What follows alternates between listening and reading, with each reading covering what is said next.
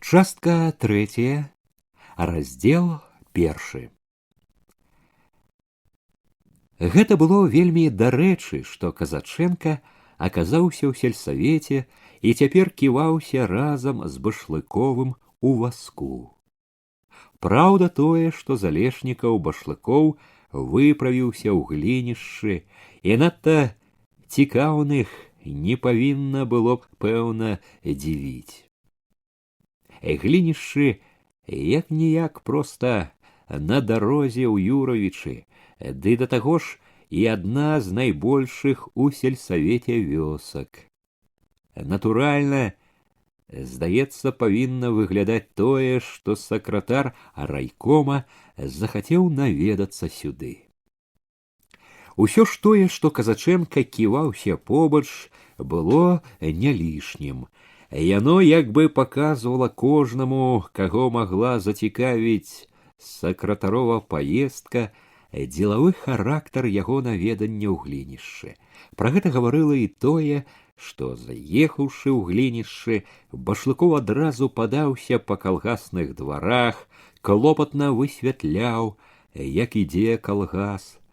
Можна было ўбачыць, што ён давольны. Той помны сход быў усё ж нямарны, частка людзей вярнулася ў калгас, і гаспадарка жыла. Калгас патрохі, як быццам, выкіроўваў на лад.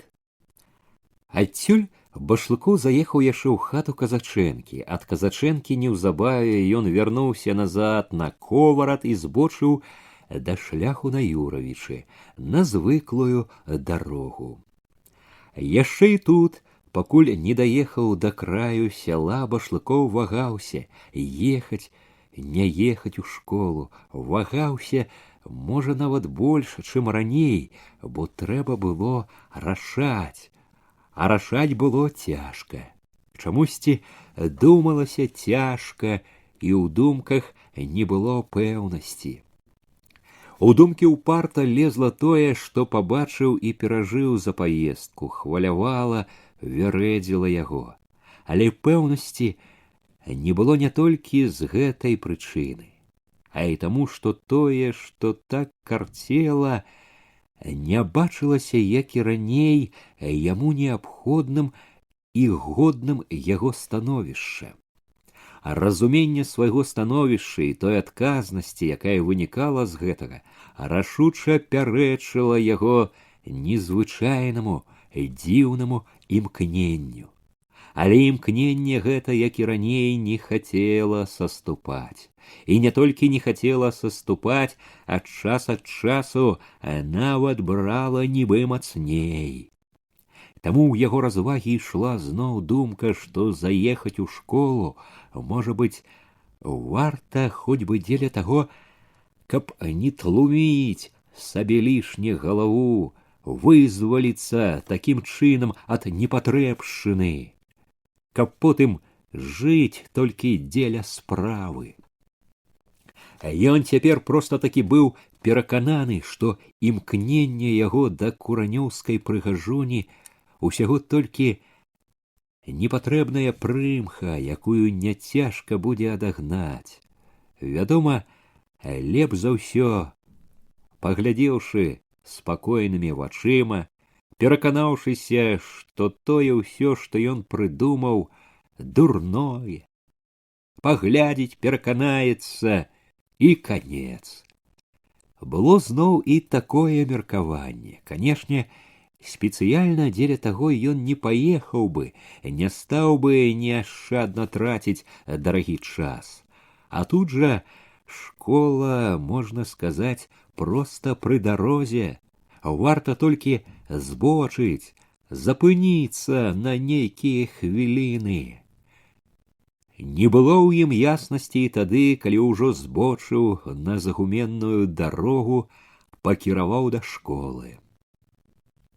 Як бы павастрэлымі вачыма бачыў, як ішлі абапал, глядзелі на яго, сачылі за ім з-пад белых нізка навіслых шапак стрэх панурыя, непрыязныя гумны. Дзе-нідзе каля гумна ўтрапляліся людзі. Здавалася, усе яны пранізвалі яго пільнымі, здагадлівымі позіркамі, пранізвалі, падсмейваліся. Гэтыя позіркі, аднак, не толькі не кволілі яго, а нібы дадавалі дужасці. Бачачы, як ідуць побач і як цікуюць за ім гумныя людзі, ён насуперак усяму злому, што магло быць, мацнеў душою і ехаў усё больш упэўнена. Адно тачылася ў ім, не знікала няёмкасць, няёмкасць ад таго, што ў такі адказны час, такі адказны чалавек, сакратар райкома, ён дазваляе сабе губіць час на асабістае, на дробнае, што дапушчае ўчынак, які не адпавядае яго годнасці. Што ж, да самой сустрэчы ў школе не трывожыўся надта, паглядзець, пераканаецца і канец. У кожным разе так пераконваў сябе. Адкуль было яму ведаць, што пачынаецца, завязваецца з гэтага наведання. Вунь школа. На дарожцы найбольш вытаптанай лапцямі і ботамі звярнуў да яе. Саскочыўшы ля ганка з вазка, загадаў возчыку пачакаць крыху. Лёгкім дужым крокам узышоў на ганак. Калі ішоў, здавалася, быццам з вокан, абапал глядзяць, таму і ішоў так, як трэба, калі на цябе пазіраюць. Аднак, спыніўшыся на ганку, адчуў з прыкрасцю, што ў нагах няма цвёрдасці. Стаў абмятаць дзеркачом снег з ботаў і пачуў, што сэрца б'ецца мацней, часцей. І было такое ў душы, нібы вінаваты, і не толькі перад сваім адказным становішчам, але яшчэ перад нечым, невядома перад чым. З'явілася раптам нейкая незразумелая трывожнасць, стала браць недарэчная млоснасць. Чорт ведае што! Ад гэтай блытаніны ў душы ўскінулася злосць на сябе, на ўсё на свеце, найбольш на сябе, на нікчэмнасць сваю. З гэтай злосцю, з імкненнем трымацца як належыць, і ступіў у калідор, пастукаў у дзверы пакоя. Ён пачакаў, чамусьці быў упэўнены, што паразка дома. Чакаў яе голасу, чакаў, адольваючы дурную трывожнасць. Неспакойна гадаў, як яна сустрэне, як паглядзіць. Мусіць, гэта і трывожыла. Зіркне сваім хітрым позіркам і адразу зразумее ўсё. Ніхто не адгукнуўся, і ён адчыніў дзверы. Паразкі ў пакоі не было, нікога не было. Ён ступіў у пакоі і, адразу пачуўшы сябе вальней, рушыў па пакоі гаспадарскім крокам. Пастукаў у дзверы суседняга пакоя, кухні. Адчыніўшы трохі дзверы, запытаў голасна: «Ёсць хто тут жывы?» У пакоі была яна. Яна ішла насустрач, і яны ледзь не сутыкнуліся ў дзвярах. Момант яна нібы не пазнавала ці не верыла сабе, не чакала. Тады раптам адразу твар яе заяснеў. «А!» — сказала яна, уся свецячыся радасцю. Радасць яе была надзіва смелая, як бы безразважная. І гэта смеласць, гэта раптоўная, як усплёск, сіла пачуцця рабілі яркі, як вішні, вочы яе, смуглявы яе твар такімі прыгожымі, што хараство іх быццам асляпіла Башлыкова. Ён не чакаў гэтага, не быў гатоў да такога, не ўмеў так адкрываць душу хоць бы на момант. З падрыхтаванымі загадзя асцярогай і важнасцю, якія здаваліся чамусьці абавязковымі, сказаў не надта прыязна: «Добры дзень». Ён быў разгублены. Разгублены больш таму, што тое, што яна так проста і шчыра сказала, незвычайна ўсхвалявала яго. Ён ледзь хаваў у сабе гэта хваляванне і з гэтай прычыны асабліва датрымліваўся звыклай ролі. «Вечар хутка», — адказала яна, здалося з папрокам, неяк дзіўна ўглядваючыся, як бы стараючыся штосьці зразумець. Яго бянтэжыў яе хуткі і востры позірк, быццам у душу глядзела. Тады ж ён пабачыў, як вочы яе і твар сталі паволі, нібы неахвотна, шкадуючы аб гэтым, хмурнець. Яна не адразу выйшла насустрач, мусіць таму, што нешта затрымала яе, нешта тады рабіла. Рукі яе былі закасаныя за локці, на іх бялела мука. Цяпер яна ўспомніла пра іх і з тым жа выразам шкадавання, одуму, стала выціраць аб фартух. «Да, хутка», — сказаў ён важна, клапоцячыся, каб яна не заўважыла, што там у ім стойнае. Зняў шапку. От ехаў міма. «Работы багато». Яна прамовіла так, што ён адчуў, запыталася, абы не маўчаць. Нацяты чуў яе вострую увагу, праніклівы позірк. Много работы. Ён трымаўся ўсё важна, незалежна. Гарачая пара. Можна сказаць, ворыва, прамовіла так, быццам затаіла, а схавала нешта іншае. Ворыва. Скора пералом будзе. Лягчэй пойдзе. Лягчэй? Здалося, не паверыла яна. Лягчэй. Пералом будзе. Ён сказаў цвёрда, тонам чалавека, які добра ведае, як будзе, і ўпэўнены ў сабе. І тым, што сказаў і як сказаў, ён як бы ўмацаваў сваю годнасць. А яна прамаўчала, але ў маўчанні яе пачулася нязгода. Нібы казала, лягчэй не будзе. Мусіць, сход той помніла.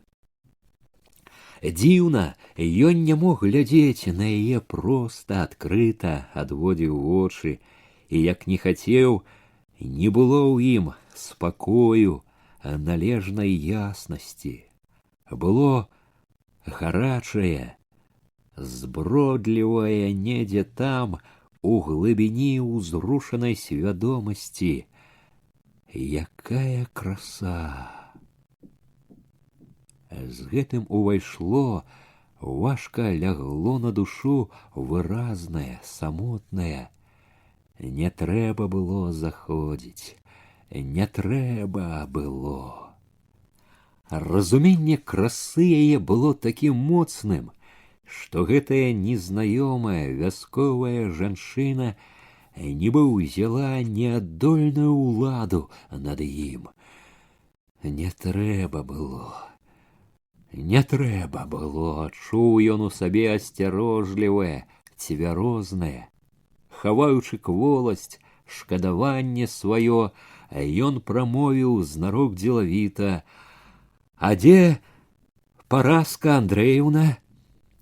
Улавіў на сабе хуткі, праніклівы позірк яе, здалося, бліснула насмешлівая ў вачах. Убачыла хлуслівасць яго, нікчэмнасць яго паводзін. На сяле недзе пайшла ў сяло, і ў тоне слоў яе чулася насмешлівае, впіклівае. Пазваць яе? Именно таму, што яна бачыла, сачыла насмешліва, ён трымаўся належнай ролі. Да, канешне, зараз. А яна, хапаючыся, адвязала фартух, здалося, намерылася ісці, але затрымалася. Ён улавіў на сабе яе позірк. Здалося, яна чакала, што ён спыніць гэту нікчэмную хлусню. Ён прамаўчаў, і яна рушыла да дзвярэй. Бачачы, як яна ідзе хутка, імкліва, ён адчуў, што яшчэ момант, і ён страціць яе. І гэта дало яму дужасці, рашучасці, хаваючы няёмкасць, стараючыся трымацца як можна годна, ён прамовіў: «Не, не трэба». Яна спынілася, ужо гатовая ўзяцца за клямку, азірнулася, нібы не разумеючы. Ніякай насмешкі ў вачах яе не было. Яна чакала тлумачэння. Спыніўшы яе, ён зрабіў самае цяжкае ў сабе. Ён зрабіў першы крок. Ён пачаў дзейнічаць адкрыта. Ужо не хаваючыся, ён шчыра цвёрда сказаў: «Я не да яе ехаў». Першы момант ён адчуў палёгку, як бы скінуў тое, што замінала, адкінуў фальш, зрабіў учынак па законах праўды. Але амаль адразу ж за гэтым у яго ўнізалася цвярозае, разважнае: «Што я раблю?» Асцярожлівае, яно паспрабавала разумна стрымаць яго. Не трэба гэтага. Праз сумяціцу пачуццяў ён добра адчуваў гэтае разумнае. Не трэба, аднак яно не мела над ім належнай улады. Мала было ў ім, у гэтым перасцярожлівым, сілы. Іншае, заваблівае, смелае было мацней, вяло, звала. А чорт, зазлаваў ён на сябе, на таго асцярожнага, нашто гуляць у хованкі, круціць. Ён усё ж мужчына. Ён глянуў рашуча, пайшоў напралом. «Я да цябе». Ён прыпыніўся на міг перад гэтым першым «цябе», але вымавіў цвёрда. Башлыкоў бачыў, як вочы яе, твар яе ў момант успыхнулі. Яна раптам ураз уся засвяцілася радасцю, быццам дзівосна змянілася так імкліва і такім хваляваннем адкрылася, што гэта ўразіла і ўзрушыла Башлыкова, захапіла яго. Услед, аднак, амаль адразу, як у ёй гэта хутка мянялася, радасць яе саступіла нейкаму клопату, і нават падобна было недавер'ю. Цяпер вочы яе, здалося, не зычылі дабра, судзілі. Было відаць, яе мучыць нейкі цяжкі, паганы роздум. Ён улавіў, што гэты роздум пагражае ўсяму таму, чаго ён прагнуў. Гэта разуменне небяспекі узняло ў ім рашучасць. Ён паўтарыў цвёрда: «Я хацеў цябе ўбачыць». Яна ўсё яшчэ ва ўладзе панурага роздуму угледзелася ў яго невясёлымі, уважлівымі вачыма. Угледзелася і адвяла позірк, як раней клопатны, важкі. А яму здалося, яна не верыла яму. Ён разумеў, што патрэбны яшчэ нейкія словы, нейкія доказы, якія пераканалі яе, развеялі б недавер'е. Але ён не шукаў гэтых слоў, не хацеў шукаць. Як не быў узрушаны, ён быў усё ж башлыковым, сталым, дзелавым чалавекам. Нават цяпер помніў, хто ён і якім павінен быць. Зрабіўшы і так, здавалася, многа больш, чым мог бы нядаўна, ён адчуў патрэбу спыніцца, падумаць, разважыць, як быць далей. Тое, што выспела ў ім, ён выказаў. Далейшае ж было вельмі цьмяным.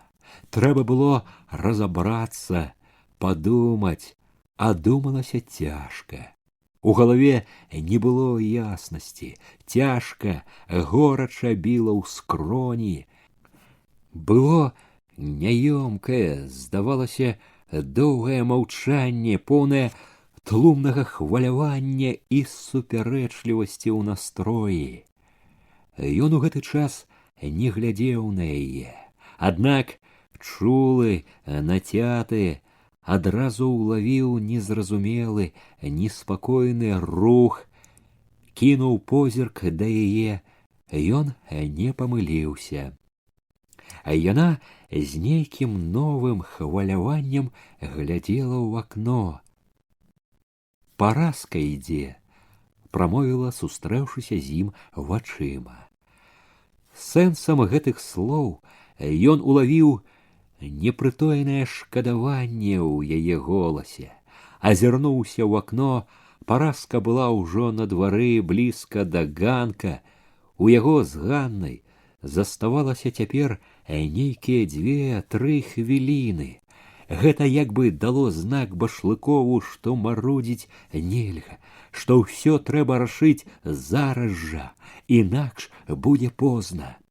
Можна было б, вядома, спыніцца на тым, што ён сказаў. Гэта было б самае простае, але ў гэты момант, калі ўзнікла небяспека, ён у раптоўным парыве адчуў, што пакінуць усё так недагавораным, нявысветленым нельга, што можа так абарваць усё. Чуючы патрэбу дзейнічаць неадкладна, рашуча, Башлыкоў хапатліва загаварыў: «Слухай, заўтра, як сцямнее, выйдзі на шлях. Добра?» Можа, гэта гаварыў і не Башлыкоў. Цяперашні сталы чалавек, кіраўнік. Можа, гэта аб'явіўся той гарачы, зялёны хлопец, якім ён быў некалі. Такая маладая імклівасць, безразважнасць былі ў гэтым яго парыве. Яна не адказала адразу. Усё нібы не магла адолець чагосьці, вагалася. Потым моўчкі кіўнула. Кіўнула стрымана, без радасці. Але кіўнула, згадзілася. Так раптам адбылося тое, што зблізіла іх, звязала адной змовай. Так, у маладым парыве, спехам, Башлыкоў зрабіў крок, які потым даў яму столькі турбот. Паразка адразу, як увайшла, весела аб'явіла: «Вось хто, оказывается, у гости до нас». Башлыкоў сказаў як мог спакойна, сціпла. Да от ехаў міма, завярнуў.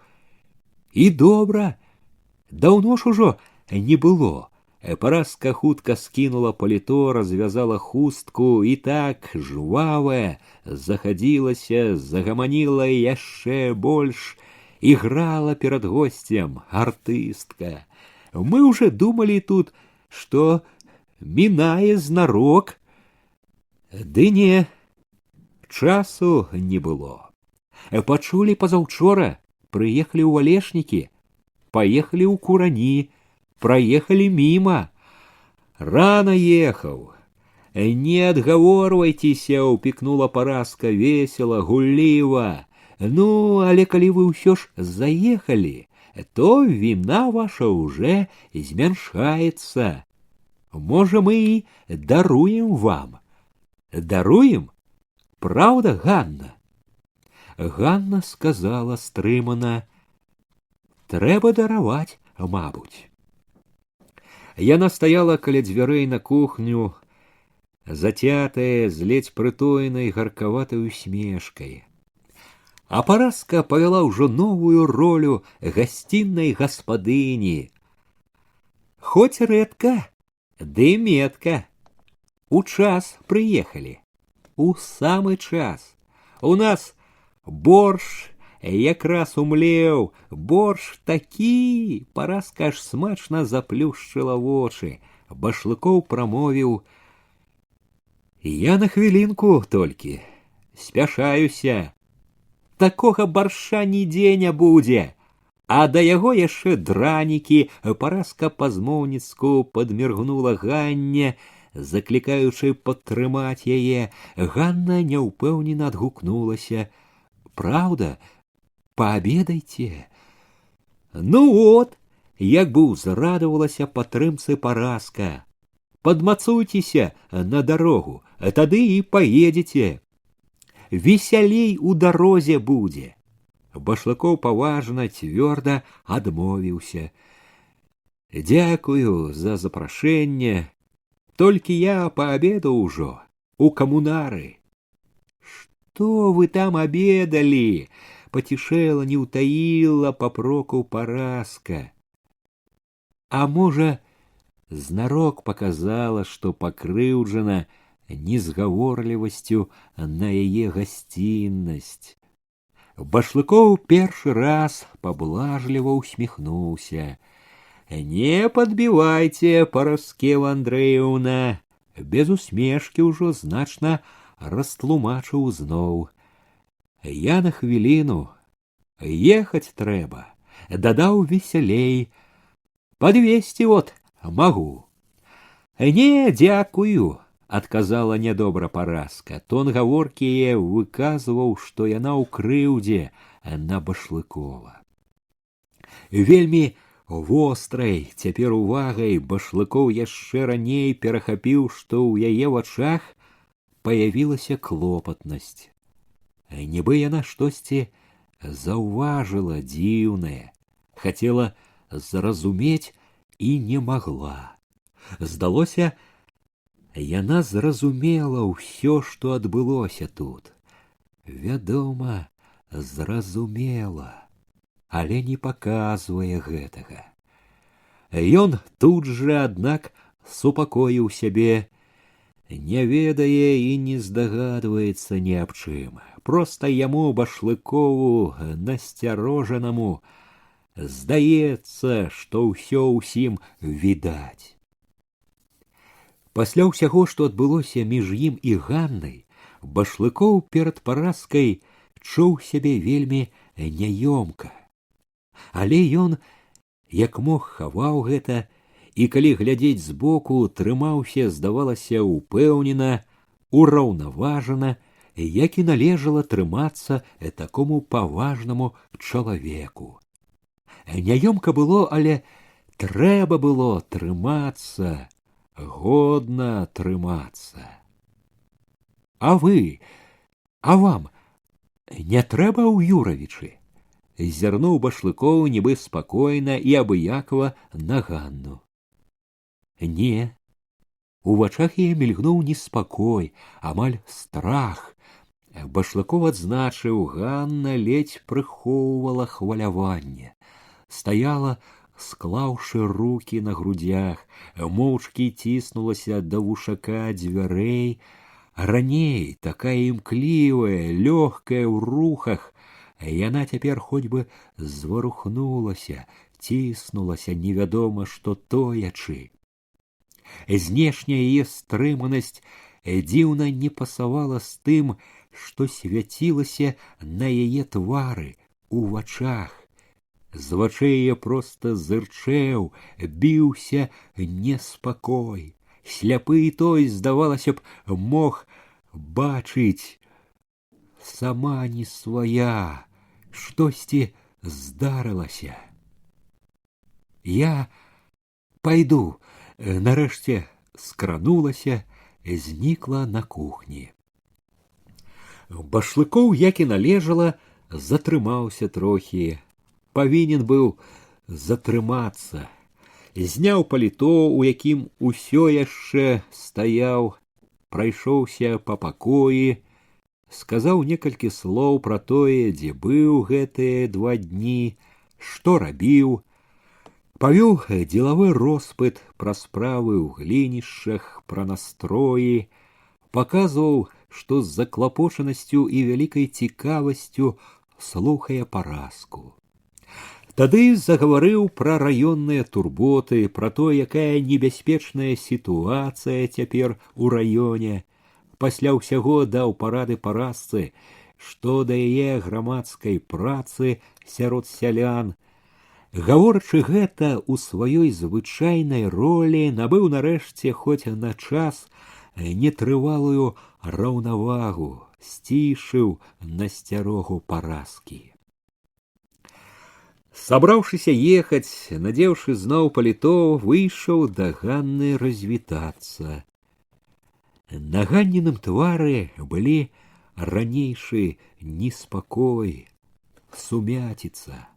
Рука гарачая, разгубленая, паспешліва адказала на поціск. Ганна не пайшла праводзіць. На двор, накінуўшы на плечы каптанчык, выйшла адна паразка. Ужо без ранейшай гуллівасці, з нядобрай прытоенасцю папракнула, што не застаўся абедаць, сказала не мінаць іх дому, заязджаць. Ён, паказваючы, што заклапочаны ўжо новымі справамі, падзякаваў, паабяцаў, што будзе заязджаць, калі будзе час. Была сумяціца пачуццяў і думак, калі вазок выслізнуў з-за гумнаў, пад рыпенне гужоў нячутна паплыў у белае пустое поле. Спачатку гарэў перажытым, бачыў вочы яе, усю яе, не мог супакоіцца. Якая краса! Проста чорт ведае, што нічога, здаецца, такога не бачыў. Як яна тут вырасла такая, у звычайнай сляпой хатцы. Цуд нейкі і толькі, і краса, і разам годнасці колькі. Розум, які свеціцца. Здзівіўся, як ён не пабачыў гэтага першы раз. Аслеп тады ад няўдачы. За гэтым згадываў, чуючы, як у грудзях гарачэе. Да цябе прыехаў, цябе пабачыць хацеў. Словы гэтыя, здавалася, гучалі ў галаве. Асабліва ж гучала моцна, нецярпліва, завабна. Заўтра, як сцямнее, каля дарогі, згадваў, як яна кіўнула, і нібы не паверыў шчасцю. Чым далей, тым больш, аднак у душу паўзала іншае. Жаданае, добрае, хмарыла няпрошаная, непрыемная прыкрасць. Згадваў з няёмкасцю, як сустрэўся, гаварыў з паразкаю, як бы пачуў папрок сябе, таіўся, хлусіў, і паразка гэта зразумела. Ён цяпер бачыў гэта, здавалася, зусім ясна. Ад гэтага на душы было проста брыдка, і тады прыйшла недавольнасць наогул сабою. Не ўтрымаўся на ўзроўні, збочыў з лініі. не паказаў вытрымкі, падатны аказаўся, слабаваты. Сваё асабістае не стрымаў, даў волю свайму асабістаму, непатрэбнаму, недаравальнаму ў такі час. Захацелася любові, раптам узяло разважнае. Не трэба было заязджаць, не трэба было сустракацца. Разважнае гэта павяло далей, а можа, спыніцца, адмовіцца. Вядома, адмовіцца трэба, сказаць, што не маю часу, заняты, і скончыць тым. Але з гэтым было якая краса, яе неспакойны позірк, адчуванне блізкасці. Заўтра, як сцямнее, непатрэбнае яно хораша цяплела ў грудзях, вабіла, сціскала сэрца чаканнем. Спыніцца, спыніцца трэба, думаў ён. Пакуль ехаў дадому, думкі Башлыкова блыталіся. Дома у кабінеце, дзе адразу абступілі звыклыя значныя клопаты, тое, што адбылося ў глінішчах, здалося раптам зусім простым і далёкім. Яно, праўда, час ад часу прабівалася ў важны раённы свет яго кіруючых турбот, адцягвала на момант думкі, але Башлыкоў без асаблівай цяжкасці адганяў яго. Увечары, калі навалач турбот сышла і застаўся адзін, яно тое далёкае зноў падабралася. Дзіўная рэч, удзень амаль рашыў, што ўсё, адмовіцца, скажа, што няма часу і скончыць тым. А тут як бы і не было той цвёрдасці, зноў нібы пачуў заўтра, як сцямнее. Зноў убачыў, як яна кіўнула, згадаў, як радасна заблішчалі вочы, калі убачыла адразу. Успамінаючы ўсё, чуў, бачыў, любіць яго. Такая красуня любіць. А мала хто ведаў, што Башлыкоў быў вельмі падатны жаночаму хараству. І калі дадаць да гэтага тое, што ведалі многія, што Башлыкоў быў аж занадта самалюбны, то можна ўявіць, як цешыла яго цяпер разуменне, што чалавек такога хараства хінецца да яго, што заўтра яны будуць разам, адны. Башлыкоў узрушана захадзіў па пакоі, засунуўшы рукі ў кішэні галіфэ, молада імкліва стаў мераць кабінет. Бачыў, здавалася, побач яе, перад сабой, твар у твар. Чуў, здавалася, цяпер яе. Чуў сябе маладым, дужым, удачлівым. Не адразу супакоіўся.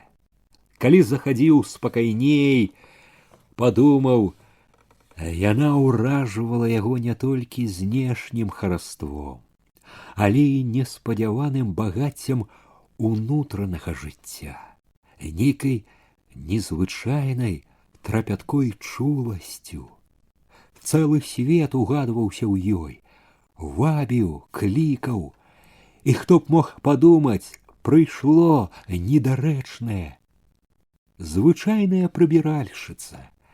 Ён, праўда, тут жа спыніўся, цвяроза папракнуў сябе, што разважае як арыстакрат, як законны дваранін, дваранін з-за лінейных гомельскіх баракаў. Падумаў са з'едлівай насмешкай сябе, адкуль гэта ў яго з'явілася такая вышэйшасць. Нагадаў сабе, кожная кухарка павінна навучыцца кіраваць дзяржавай.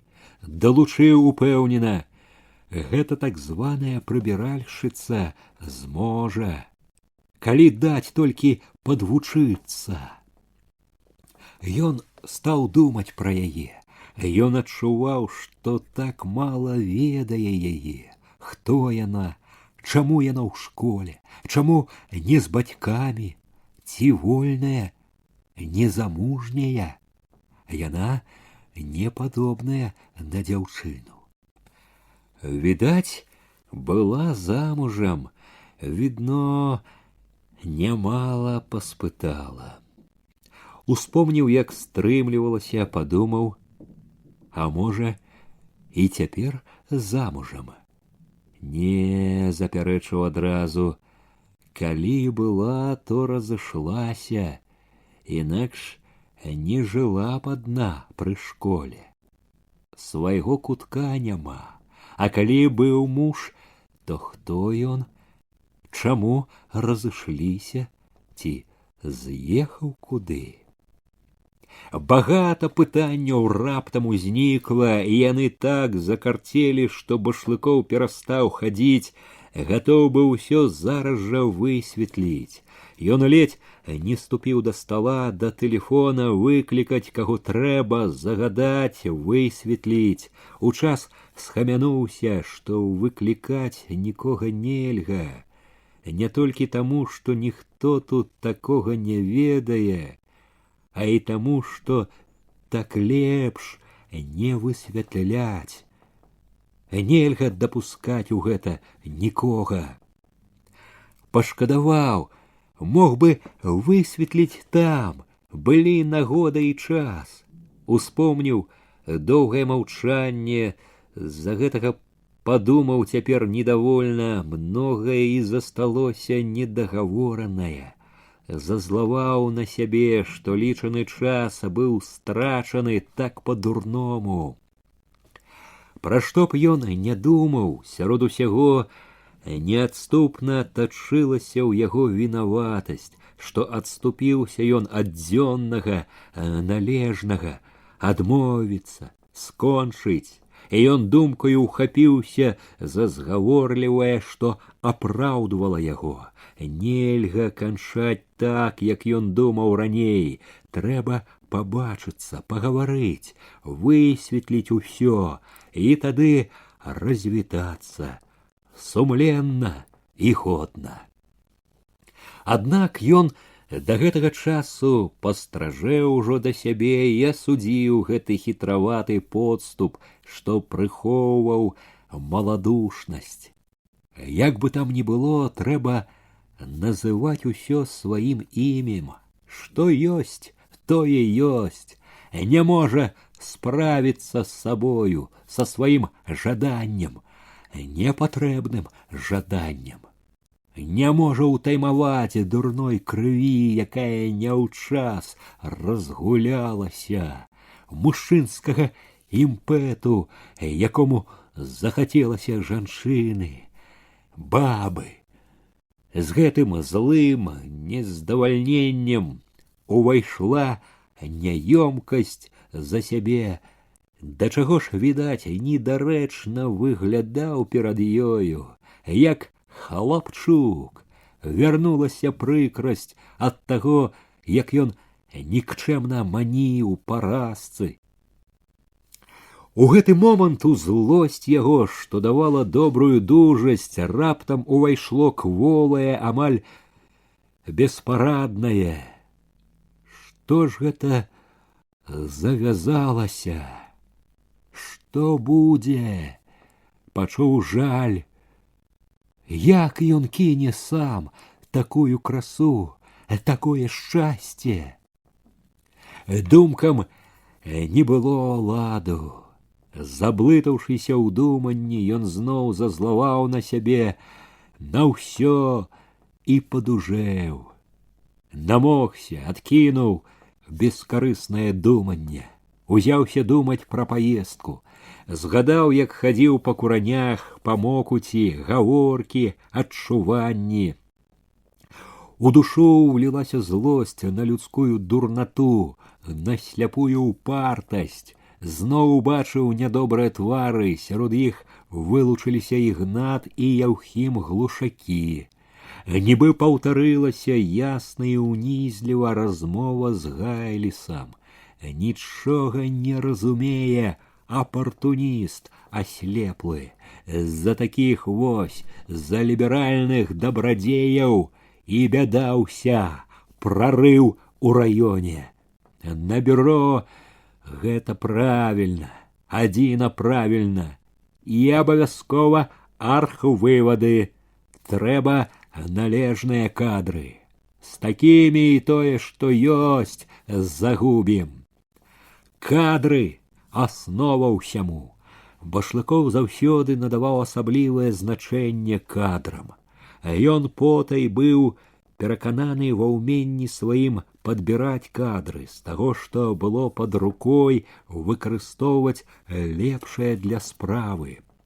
Ён бачыў, ідэальных па ўсіх якасцях людзей мала, і таму ведаў, як няпроста выбраць тое, што трэба. З усіх патрабаванняў, якія ён выстаўляў да чалавека, найпершымі былі палітычныя якасці чалавека, яго адданасць справе. Тут ніякіх кампрамісаў ён не рабіў ніколі. Палітычная надзейнасць была неадменнаю умоваю прыдатнасці чалавека. Усё іншае даводзілася вырашаць, кіруючыся складанай жыццёвай дыялектыкай. Тут і выяўлялася тое, што Башлыкоў лічыў сваім уменнем. Башлыкоў ужо і сам не помніў, калі ўзнікла ў ім нездавальненне Гайлісам. Даўно ўжо стала карцець думка, што трэба б замяніць некім гэтага упартага, недалёкага чалавека, які нярэдка гне нейкую сваю лінію. Можна сказаць, гэта думка акрэслілася канчаткова на сходзе ў глінішчах. Тады ж на недалужным гэтым сходзе кінулася ў вочы і асоба Дубадзела. Едучы з Алешнікаў, Башлыкоў не так сабе падсадзіў у свой вазок яго, а рашыў прыгледзецца, праверыць. Мераючы цяпер кабінет, уткнуўшы рукі ў галіфе, Башлыкоў заглыблена думаў пра Дубадзела. Думаў не з бескарыснай цікаўнасцю, а з дзелавой заклапочанасцю, як пра кадравага работніка. Развагі былі няпростыя, ведаў. Дубадзел малакультурны, грубаваты, п'е, ва ўсякім разе піў. Быў ужо старшынёй сельсавета, правалілі, а разам з гэтым дзелавітасць, веданне народа, веданне мясцовых умоў, паходжанне, даныя ўсе, што трэба. Ніякіх заган са сваякамі, мінулае чыстае. Былы чырвонагвардзеец, а галоўная адданасць якая і рашучасць, і энергія, пазайздросціць можна. Гэты цацкацца з кулачом не будзе. Піў, гэта агідна, пра гэта папярэдзіць трэба са ўсёй строгасцю. Папярэдзіць, што за такое з партыі гнаць будзем. Малакультурны і грубы, а дзе ты знойдзеш даволі культурных, адукаваных, мала іх.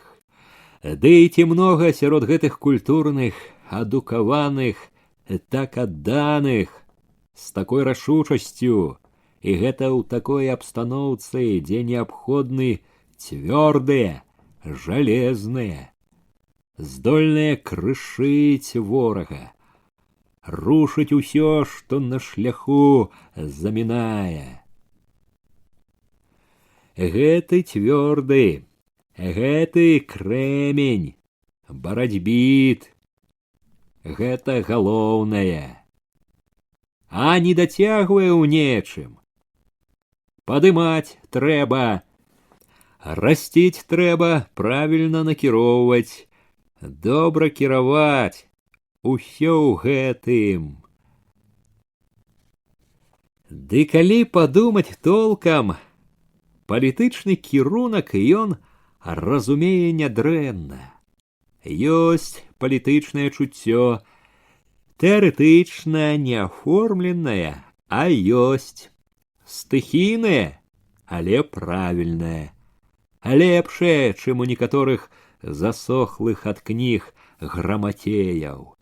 Так што галоўнае выходзіла на карысць дубадзела. Гэта супакойвала Башлыкова, давала яму адчуванне нямарнасці пражытага дня, абнадзейліва звязвала з будучымі днямі. Пасля таго, як Башлыкоў паехаў і Параска вярнулася, Ганна не ведала, дзе дзець вочы. Стала раптам такою вінаватаю перад Параскаю. Было так нядобра перад ёю, а трэба было быць разам. Падаваць абед, сядзець насупраць, абедаючы, так было ўжо ў іх заведзена. Сядзець вочы ў вочы пасля таго, што адбылося, і не паказваць, што ў цябе на душы. Ганну гняло разуменне таго, што яна стала раптам між Башлыковым і Параскаю. Убілася ў іх дружбу, ці, можа, і любоў. Адвяла Параску ў бок, пабурыла, лічы, яе шчасце. Аддзячыла, можна сказаць, Парасцы за ўсё добрае, што тая зрабіла для яе. Аддзячыла, больш не можна, адбіла кавалера. Няхай не таму, што яна, Ганна, старалася для гэтага. Як бы там ні было, на віду будзе адно: адбіла, улезла ў чужое шчасце, адхапіла. Да і то сказаць, калі добра падумаць, прыгледзецца, не такая ўжо яна і не вінаватая. Не старалася, праўда, асабліва, але чаго таіцца перад сабой. Хацела ж гэтага, зайздросціла Парасцы. Няхай не старалася, а неяк, пэўне, дала знак, што рада б. І не спыніла ж, не адрэзала, калі здарылася ўсё. Так што не такая ўжо і не вінаватая. Вінаватая. Асабліва няёмка было сядзець перад Параскаю, таму што добра чула: Параска, вострая на вока, адразу прыкмеціла, што яны, Ганна і Башлыкоў, нядобра тояцца. Што між іх, значыць, нешта здарылася, паганае для яе. Кепска на душы было Ганне яшчэ і таму, што хоць чула сябе вінаватаю перад Параскаю, і хоць разумела, што павінна была б расказаць пра ўсё, сама павінаваціцца, не расказваць, ні вінаваціцца не магла. Як бы разам адняло мову і сумленне. Калі праўду казаць, то маўчанне і стрыманасць Ганны тлумачыліся не гэтымі прычынамі, а тым, што яна была яшчэ вельмі ўзрушана ўсім, што раптам звалілася на яе. Яна не магла яшчэ прывесці да ладу свае пачуцці і думкі, разабрацца ў іх. Параска, прытворшыца, сёрбала гарачы боршч, ела дранікі з такой ахвотай, нібы згаладалася немаведама як, і нібы ў гэтым у ядзе была найвялікшая радасць. А яна такі, праўду сказаць, любіла паесці, ведала смак у ядзе, але сёння, бачачы, як яна кідаецца на боршч, на дранікі, Ганна не верыла ёй. Бачыла, здавалася, што тоіцца, што збіраецца вось-вось выбера момант і скажа. Не, паабедала, і хоць бы знак які падала, як яна глядзіць на тое, што здарылася. Калі ўстала за стола, довольная абтерла губы, пахваліла, смачна паела, амаль папракнула весела сябе, наелася на 2 дні. Мелькам весела ж зазначыла, дарэмна ён не застаўся, не пашкадаваў бы, заплюшыўшы соладка вочы, пацягнулася, нібы спалохалася. Ой, на сон нешта павяло, а яна пазяхнула, потым выпрасталася, нязгодна крутнула галавой. Не, спаць няма калі, трэба зашыткі. З выгляду рашучая, нібы ганарлівая, той цвёрдай хадою, якую кіравала звычайна ў клас, на заняткі, падалася ў свой пакой. Крокі там амаль адразу ж запыніліся, чыркнула, пасоўваючы гнутае з дручкоў з фанерным эдонцам крэсла, што стаяла каля стола і на якім Параска любіла сядзець. І ўсё сціхла. Падобна было на тое, што Параска села такі за стол правяраць сшыткі. Праверка сшыткаў, ведала Ганна, доўгі клопат. Калі толькі яна будзе сапраўды чытаць, то гэта надоўга, надоўга ці ненадоўга ўзяла яна сшыткі. Ганна пачула палёгку. Можна нарэшце пабыць адной, перадыхнуць. Прыбрала са стола, перамыла посуд, праз калідор выйшла ў клас, стала прыбіраць там пасля дзённых заняткаў, рабіла ўсё хутка, нецярпліва, як бы хацела перадаць, збыць з душы той неспакой, што неадступна вярэдзіў яе. Сярод класа раптам кінула мокрую анучу, якой мыла падлогу, з адчаем села на парту, бяссіла, опустила руки на колени. Заўтра, як сцямнее, біла, здавалася ў скроні. Горача было, задыхалася нібы, аж паверыць няможна, як бы выдумка якая, да цябе прыехаў. Заўтра, як сцямнее. Думкі рваліся ў тое заўтра на шлях, галава тлумілася ад гэтых думак, радасць залівала ўсю, радасць і неспакой. І радасць і неспакой былі моцныя, грымелі проста, здавалася, на ўвесь пакой. Першы час не магла саўладаць з імі, не магла думаць ні аб чым. Потым ужо вылучылася неспакойная. Што ж гэта значыць? Што будзе? Нарэшце зусім стрымала сябе, зірнула на ўсё стомлена і, як бы працверазеўшы, прысудзіла сабе: нічога не будзе, нічога.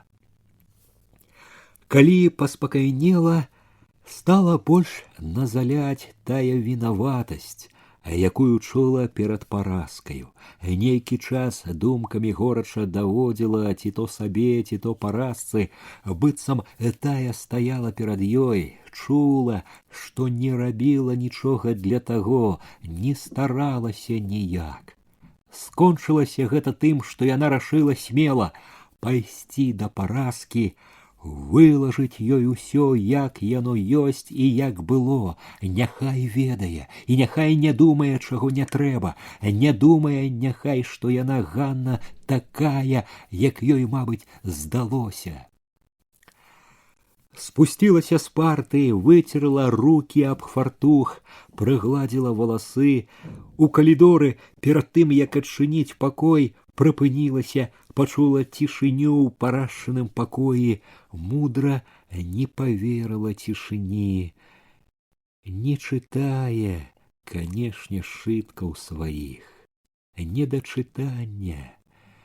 Сядзіць не інакш і думае, каго прыгрэла.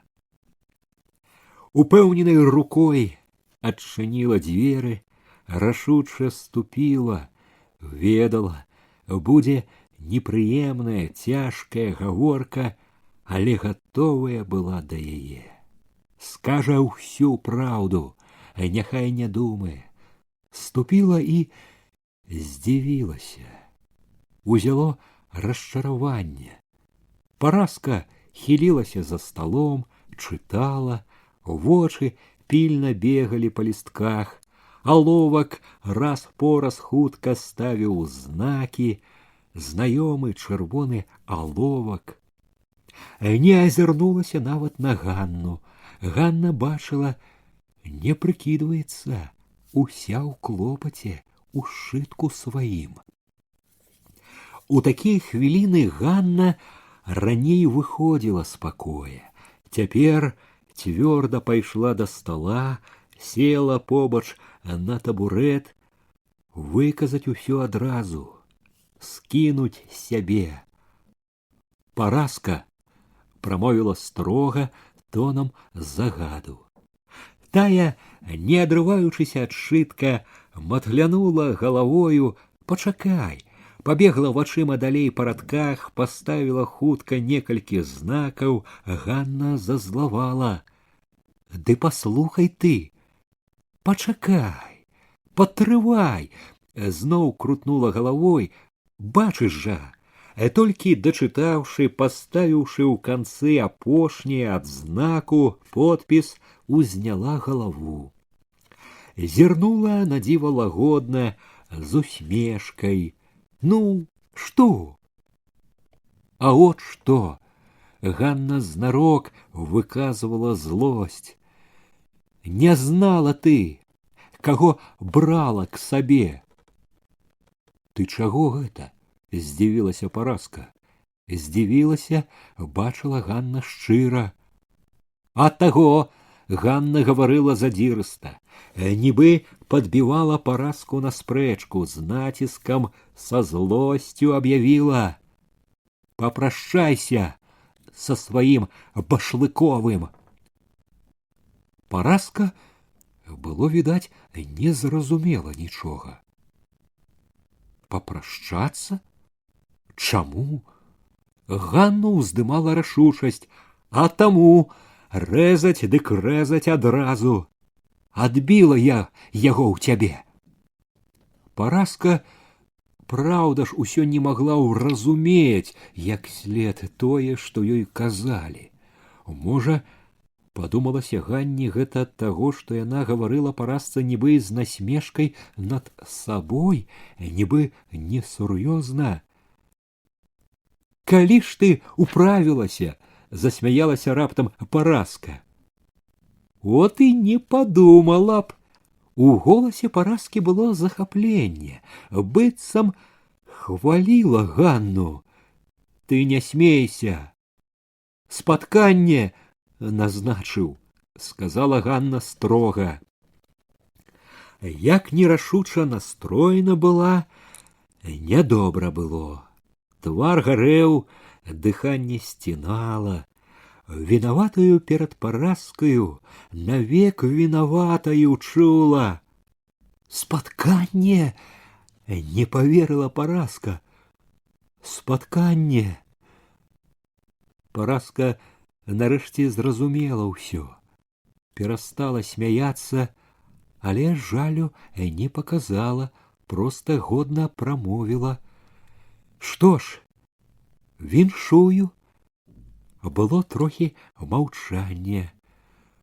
От каго ты прытуліла, не вытрывала Ганна. А Параска доўга глядзела ў сшытак, нерухома ўжо, ціха сказала: не думай пра гэта, пра мяне. Трэба было б пайсці, галоўнае ж зарабіла, але не магла ўстаць, не адразу выказала. Што ў вас было? Параска ўсё глядзела ў сшытак. Што было? Павольна, цвёрда прамовіла. Нічога не было. А казалі, чула я, разы 3 заехаў, увесь грэх. А гавары лишь. У Ганніным голасе быў папрок. Параска ўскінула вочы, адолела тугу, пажартавала нават. Глядзі, каб пра цябе гаварыць не сталі. Ганна бачыла, туга ўсё таілася ў парашчаных вачах, не адазвалася на жарт. Ні на што мне ўсё ето, прамовіла цвёрда, шчыра. Да і не пара мы, што дуб і лаза, не дацягнешся, каб і можна было. Ну, ты, гэта глупства, задуменна запярэчыла Параска. Невядома яшчэ, каму да каго цягнуцца. Сказала. Параска маўчала, Ганна дадала на астатак. Дай ні да чога ўсё ето. Калі Ганна ўзнялася, Параска адразу ўзяла наступны сшытак, разгарнула, пабегла ў вачыма па радках. А Ганна не магла супакоіцца. Вярнуўшыся ў клас, паспрабавала зноў мыць падлогу і не здолела. Кінула анучу ў вядро, сядзела за партай, хадзіла па пакоі, тады выйшла на ганак, на халодны ветер, думала, што можа на холадзе паспакайнее. Вечарэла, далячынь балотны хмызняк агортваў сумны прыцемак. Сумны вячэрні прыцемак клаўся і на хаты, на вуліцы, на двор перад школай, а ёй было насуперак усяму радасна. Цяпер, калі ўсё выказала Парасцы, калі Параска як бы дазволіла, дык радасць гэтая нібы выбавілася на волю, падужэла, захапіла мацней. Яна не ўспамінала. Яна ўся жыла адчуваннем незвычайнага, такога дзівоснага, што хоць сама бачыла і чула, проста не верылася. Як гэта магло здарыцца з ёй, якой усе гады так не шанцавала? Як магло зваліцца именно на яе такое шчасце, як выдумка? Адно вылучылася з усяго, білася, паліла, спявала. Да цябе прыехаў, цябе пабачыць хацеў. Заўтра, як сцямнее, на шлях. Заўтра, як сцямнее, заўтра, заўтра. Не, і цяпер радасць была нядоўга адна. Не тая цяпер была Ганна, каб так лёгка поверыць у шчасце, ды яшчэ такое, якое і ўявіць сабе нельга, і якое так неспадзеўкі звалілася на яе, неспадзеўкі нібы не па закону. Стаяла ў кофтачцы, без хусткі, рукі былі яшчэ закасаны, ветер сцінаў усю стрымліваючы дрыжыкі, знарок кпіла з сябе. Знайшла шчасце дурная. Само ў руки уляцела, трымай мацней. Холодны ветер такі выдзімаў тлум з галавы, думалася ясней. Цвяроза прысудзіла сабе. Нічога не будзе з усяго гэтага, пустое, не пара яму, прыбіральшчыца, не такую яму трэба. Паразка, от хто яму пара. Пара не пара, а от выбраў, запярэчыла ў ёй неразумная, даверлівая, што вельмі ж не хацела траціць радасць. Выбраў не паразку, а яе, Ганну, выбраў.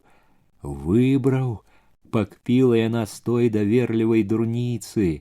Захацелася пацешыцца мужчыну, падурэць трохі, а маладая кроў, пабачыў, адзінокая, вольная. Адзінокая, вольная, адразу падхапіла тая, якой так хацелася шчасця, а паразка не вольная? Вольная, ды не такая няпростая, да гэтай так не падыдзеш, не пазавеш так зразу. Вучыла сябе розуму, а не разумела. Не слухалася ўсё ж сама сябе, не даходзілі неяк, не бралі цвярозыя перасцярогі. Калі азіралася на тое, што было, які быў ён, калі казаў да цябе заўтра, чулася, верылася, няпроста і ў яго, не так сабе казаў, упадабаў, бачыла, не сляпая, упадабаў. Трымаўся, праўда, важна, аж лішне, але відаць жа было, знарок гэта. Гонар свой мужчынскі помніў, і начальніцкі гонар не забываў. Ганарлівы аж занадта відаць. З-за гонару не інакш так багата маўчаў, нібы не адважваўся паступіцца, і сказаў толькі некалькі слоў, і то не адразу, і не абы-як. Дзівілася, згадвала зухвалаю, далікатны які, не дакрануўся нават. Не тое, што не палез сляпіцаю, як нашы вясковыя. Ведама, культура. А можа, і ад таго такі радасна хацелася гэтага, што ўпадабаў. Як не стрымлівала гэта, баючыся памыліцца, весела чула, сілу мела над ім, і ён знаў гэта. Таму і быў такі, непадобны на сябе, ціхі, стараўся адолець гэта. Стараўся і не змог, сказаў, да цябе прыехаў, да цябе адной. Не магла думаць інакш, як пра дзіва, такі чалавек быў неабыякавы да яе. Прыкмеціў, выбраў, захацеў яе, іменна яе, такі дужы, такі разумны, такі строгі. Вярнулася ў клас, запаліла лямпу, стала завіхацца, потым кінула ўсё, зноў села, задумалася, зноў судзіла сябе. Не строй, дурная, свят, не будзе ў цябе нічога, не пара. Не будзе, і няхай не будзе, унізалася яшчэ адно цвярозае. Можа, ёй нічога і не трэба, ёй, можа, і таго даволі, што ёсць, і тое свята ёй. А наогул няма чаго сушыць галаву. Раздзел 2. Познім завейным вечарам, апошнім вечарам 29-го года вяртаўся апейка з раёна дадому. Вецер, што ні на момант не ўціхаў, налятаў то збоку, то спераду. Збоку і спераду гнаў снег, кідаў яго на коней, на вазок, у твар Ігнату, у твар апейку. Клубы абодвух коней былі белыя, у васку было поўна снегу. Снег лажыўся на грудзі, на плечы паліто, біўся ў вочы. Коні то беглі, паслізваючыся па голым шляху, то грузлі, важка лезлі ў сумётах, якія ўжо часта перагароджвалі шлях. У посвісці ветру амаль няўціхна было чуваць цягучае, неспакойнае гудзенне правадоў. Было цёмна. Ад завеі не было відаць агнёў нават недалёкіх вёсак, ды і блізкія слупы ішлі ў цемры ледзь прыкметнымі мутнымі знакамі. Відаць былі адно рухлівы перадок васка, конскія клубы ў мерным пакалыхванні, ды хвасты, якія матляліся ад бегу і ветру. Апейка чуў, што ногі мерзнуць, засоўваў іх у сено, утульваў ад ветру і снегу твар у каўнер. Як праз дрымоту адзначаў лёгкі лёд з посвістам па санных каляінах, важкі скрып па голых прагалінах, павольны, мяккі рух у сумётах. Ён драмаў. Драмота была такая, што відовішчы сну, ява, трызненне, думкі мяшаліся, зблытваліся так, што і сам не дабраў бы ладу. Ён амаль не спаў некалькі начэй, і як толькі рушылі з сяла, адразу нібы з надмернай ношай уваліўся ў сон. Але сцюжны вецер неўзабаве, хоць і не дарэшты, разварушыў сон. Апейка то драмаў, то расплюшваў вочы і бачыў поле, панылы хмызняк, слупы, то зноў заплюшваўся і адно чуў снег, ветер, посвіст, пад якія рвана, бязладна ішлі, выходзілі думкі. У драмотнай душы было то неспакойна, то клопатна, то радасна. У хвіліны яснасці ён некалькі разоў лез рукой пад паліто, нахаладалымі непаслухмянымі пальцамі даставаў вялікі нязвычна коўскі кішанёвы гадзіннік, падносіў да самых вачэй, узіраўся, ці не позна. Ён выехаў пазнавата. Нельга было раней, ды і спадзяваўся, што дарога будзе лягчэйшая. А гэта завея запыняла, і ён баяўся, што не ўправіцца. У цемры лічбаў на гадзінніку амаль не было відаць. Ён хутчэй здагадваўся, чым бачыў, колькі часу. Позіркі гэтыя на гадзіннік іншы раз былі ад таго, што сядзець нязручна станавілася сумна, што таміў нейкі цьмяны, няпэўны, як змрок навокал, неспакой. У галаву лезлі малюнкі і галасы гэтых 5 неспакойных, амаль бяссонных сутак, амаль няспынных сходаў, гаворак, пераконванняў, спрэчак. Яму раптам у дрымоте так ясна бачыўся які-небудзь твар, чуўся які-небудзь голас, што ўсё гэта як бы нанава станавілася яваю. Ён зноў як бы урываўся ў гоман, у галас, гаварыў тое, што не знайшоў тады, як трэба было, што трывожыла і цяпер. Як заўсёды ў гэтыя хвіліны хвалюючы, гарачачы, набягалі раптам вельмі ўдалыя доказы, трапныя адказы.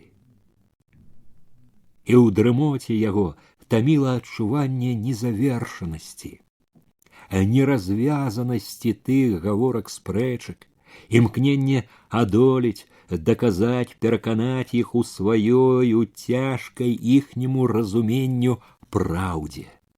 Ён ішоў, прабіваўся, даказваў, думкамі яшчэ як бы прадаўжаў тое, чым жыў усе дні і ночы. Ён мог бы быць давольны, недарэмна ночы не спаў, расцінаўся, аж у галаве гуло, аж ахрып. За 5 сутак яшчэ амаль 50 чалавек сталі калгаснікамі, дакладна 47. Але амаль заўсёды цвярозая яснасць хмарыла ўцеху нярадаснай, ужо звыклай рэальнасцю. Тое, што ён зрабіў, як кропля ў моры, амаль нічога не змяняла. Раён далёка адставаў ад таго плана калектывізацыі, які быў дадзены яму. І Апейка добра адчуваў, што ніякага радаснага дзіва чакаць не трэба, не будзе яго. Значыцца, раёну і далей давядзецца адставаць з усімі непрыемнымі дадаткамі для яго кіраўнікоў. Яго душу трывожыла, і гэта было, можа, самае даўкае, памяць пра нядобрыя настроі, якія ён заўважаў і раней, але ў гэты прыезд адчуў і пабачыў асабліва моцна.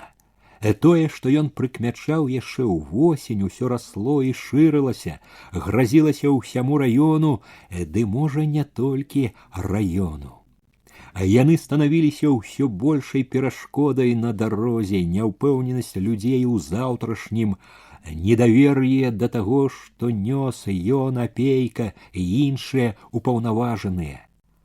Нецярплівы націск, несправядлівыя і грубыя меры, якія з часам не толькі не знікалі, а большалі, нібы падмацоўвалі закарэлае векавое мужыцкае недавер'е ў тое, што збоку могуць прыйсці з добрым, зрабіць добрае.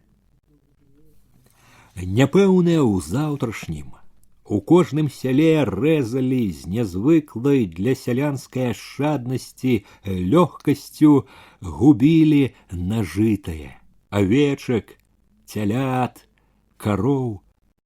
Апейка ні з адным загаворваў пра гэта, ні на адным сходзе пераконваў, патрабаваў і бачыў, што нішто не дае толку.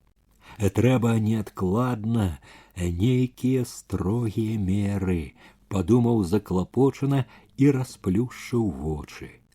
За завею, за рухомай аднастайнасцю прысад разабраў некалькі кустоў вышэй поля.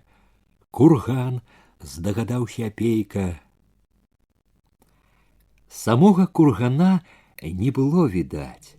Выбелены снегам зліваўся з навакольнай шэранню. Скора ўжо дома. Дацягліся. Ён палез быў па гадзіннік, але адумаўся, усё роўна ўжо спазніўся ці не спазніўся. Ён як бы ўбачыў жонку, сына, дачку, уявіў, як услухоўваюцца, ці не пад'ехаў вазок, ці не рыпнулі веснічкі. Нецярпліва варухнуўся, скінуў снег з паліто, выпрастаўся. Чым вышэй узбягалі коні па ўздыме дарогі, тым мацнеў вецер, што вольна і шырока рушыў за Прыпяці насустрач. Дарога пайшла тут цвёрдая, без сумётаў, падмеценая, вылізаная ветрам. Ці ад таго, што і Ігнат як бы ажыў, ці ад таго, што коні самі пажвавелі, пачулі блізка дом, вазок па ўздыме памчаў лягчэй, лётам. Бліснуў, здалося, весела агеньчык, і вось ужо блізка відаць сталі і само акно, цёмны абрыс хаты, адной, другой, уехалі ў Юравічы у верхнюю вуліцу. На спуску зноў распораз дарогу пераймалі сумёты, але тут гэта нават памагала, ямчэй было спускацца з кручы. У прарэзе між гор зажаўцела ўжо некалькі блізкіх ніжніх агеньчыкаў, усяго мястэчка не было відаць, засцілала завея. Жаўцеў агеньчык і ў выканкоме. Апейка затрымаў Ігната, узбег па зледзянелым з трэскам ганку на другі паверх. Павітаўшы, павіншаваўшы з Новым годам санлівага дзяжурнага, які адказаў узрадавана голасна, убег у свой пакой, хапаючыся, запаліў лямпу. На стале было некалькі лістоў папер. Паперка са зводкай аб стане калектывізацыі ў раёне. Ён паглядзеў 29,7%.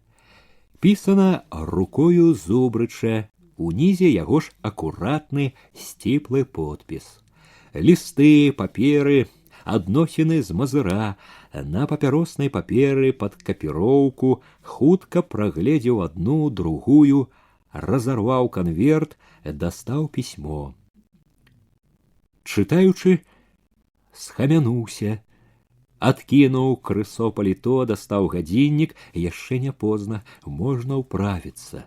Сабраў паперы, лісты ў папку, узяў тэлефонную трубку, крутнуў ручку, а райкомаўскі дзяжурны адазваўся адразу. Башлыкова яшчэ не было, не вярнуўся. Ужо сабраўшыся ісці, Апейка кінуў позіркам на стус газет, складзеных ускрай стала. Заўважыў адразу на верхняй і Сталін да пытанняў аграрнай палітыкі ў СССР. Забраў увесь стус пад паху, хукнуў у лямпу і рынуў подбег назад. Ледзь сеў у вазок Ігнат, шмаргануў коней, даляцелі дамоў у момант. Прывяжы пакуль, ды ў хату, здаецца, управіліся. Тут намёрзлыя ступенькі таксама трашчалі пад нагамі нецярпліва і радасна. Стукаць не трэба было, дзверы нібы самі адчыніліся. У цёмных сенцах абняў жонку, у хату увайшоў, абдымаючы за галаву сына. Володя папракнуў: каб трохі пачалі б без цябе. Усё-ткі ж управіліся. Стол быў засланы белым абрусам. На стале ўсё было падрыхтавана да сустрэчы. Ніначка, што таксама не спала, адразу пабегла да стала. Апейка пацалаваў яе, хутка скінуў паліто, рушыў умывацца. Калі вярнуўся, Ігнат быў у пакоі ўжо, і лямпа гарэла ярка, святочна. Вера памагала Ігнату распрануцца. Што ж, каб гэты год быў не горшы за іншыя. За шчасце ўсіх нас. Апейка па чарзе паднёс да ўсіх сваю чарку, да малых, якім налілі чырвонага морсу, да Веры, да Ігната. Ігнат, як і каля коней, трымаўся за сталом чынна, сказаўшы за апейкам: за тое, чтоб добро не пераводзілася ў гэтым доме. Ён потым і піў, і закусваў ужо моўчкі. Як і ў дарозе, і ў сёлах ён трымаўся незалежна, з годнасцю, як бы паказваючы ўсім, што ведае мяжу, якая ёсць паміж ім і старшынёй. Ён і тут не бянтэжыўся, ды і чаго было бянтэжыцца. Свой, лічы, даўно ў хаце, але і не дапушчаў, хоць павесялеў ад гарэлкі, якой-небудзь вольнасці. Вера гасцінна сачыла, каб у яго ўвесь час было і выпіць, і закусіць. Ён браў гэта як належнае, са звычайнай паважнасцю. Ігнат не спяшаўся асабліва, але неўзабаве паважна ж устаў, падзякаваў. На Верына запрашэнне пабыць яшчэ сказаў цвяроза: не, трэба і пра другіх не забываць. Апейка здагадаўся, другія на той час коні. Апейка правёў яго на ганак, хвіліну пастаяў пад павевамі халоднага ветру, весела пайшоў зноў у бесклапотны шчаслівы гоман і смех за сталом. Вясёлай бясхмарнай была гэта ноч, гэта сустрэча года, які потым суджана было апейку ўспамінаць і з нязменным гонарам, і не адзін год з болеснай крыўдай. Годам, у які суджана было зазнаць і вялікія радасці, і вялікія няшчасці. Тады ж, у тую ноч, усім ім за сталом было вельмі весела. Дзеці дурэлі, рагаталі, смяяліся па-маладому. Закахана тулілася Вера, молада, хораша было і апейку. Весялосць прыціхла ненадоўга толькі тады, калі паявілася жонка Харчава, стрымана і неяк вінавата загаварыла: «З Новым годам вас, суседзечкі нашы! Хай будзе добра ўсё!» І гаварыла і кланялася яна па-вясковаму. Ва ўсім яна была вясковаю жанчынаю. Жывучы даўно ў горадзе, яна, Маруся, амаль нічога не змяніла ў звычках. Нават крамныя кофта і спадніца, пашытыя ў юравіцкай швейнай, выглядалі на ёй па-вясковаму. Вера з радасцю пасадзіла яе за стол, наліла ў чарку, выпілі разам. На Новы год неяк нядобра адной. У другія дні дак не так, а ў Новы год дак проста сэрца смокча. Апейка заўважыў, што яна, гамонячы па-вясковаму ахвотна, амаль увесь час услухоўвалася, ці не чуваць чаго на вуліцы, а на двары, ці не прыехаў чалавек. Добрая душою, апейка ведаў, яна няёмка чула сябе за свайго мужа, за яго разлад з ім, з апейкам. Не магла згадзіцца сэрцам і абыходзілася заўсёды лагодна і вінавата, хоць і стрымлівалася і пабойвалася Харчава. От і цяпер апейка чуў і яе дабрату, і прыхаваную апаску, што чалавек, калі пабачыць, не пахваліць. А ўсё ж таки прыйшла. Ёй не сядзелася. Пагаманіўшы столькі, колькі трэба было для прыліку, яна падалася дадому. Пайшла ў час, амаль адразу за гэтым пад'ехаў Харчаў. Ён прыехаў не адзін, з нейкімі знаёмымі. За сцяной стала адразу шумна, затупалі боты, загаманілі дужыя галасы. Апейка мімаволі прыслухоўваўся да гэтых галасоў, стараўся пазнаць, хто там. Выдзеліў сярод іншых напорлівы барытон дубадзела. Сябры, здалося, пачуў сваё прозвішча. Успомнілі, але не разабраў, што казалі, ды і не хацеў разбіраць. Яны вясёлыя, і яму няма чаго псаваць весялосці. Пазней падляцеў яшчэ нехта. Апейка прыслухаўся да хуткіх крокаў. Можа, да яго? Не, таксама да Харчава. Вера сабралася ўжо весці дзяцей спаць, калі на іх ганку пачуліся крокі. Хтосьці увайшоў у сенцы, апейка адчыніў. У пакой ступіў Башлыкоў, вясёлы, п'янаваты. Чытаў, ён усміхнуўся шырока, па-п'янаму, прасцецкі, як бы ўрачыста. Што? На твары Башлыкова паявілася праўда-паблажлівая пагарда. Адстаеш! Зараз жа вазьмі, праштудзіруй. Ужо па-сяброўску з захапленнем. От галава, от розум. Недарэмна на самым версе. Прачытаеш і ўсё ясна становіцца, на 100 вёрст наперад відаць, і ўглыб на 100. Усё ясна, як двойчы два. Паблажліва па-сяброўску ж папракнуў: ну, чаго стаў? Як сустракаеш госця? Налі, выпіць трэба.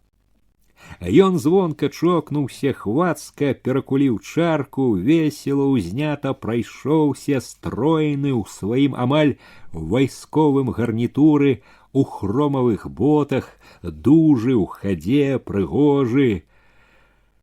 Усё ясна, як двойчы два, усё па палічках разлажыў. Гэта сюды, гэта туды, недарэмна на самым версе. Самога Энгельса брат на месца паставіў. Зараз жа возьмі. Ну, яшчэ па адной, раз такое дело.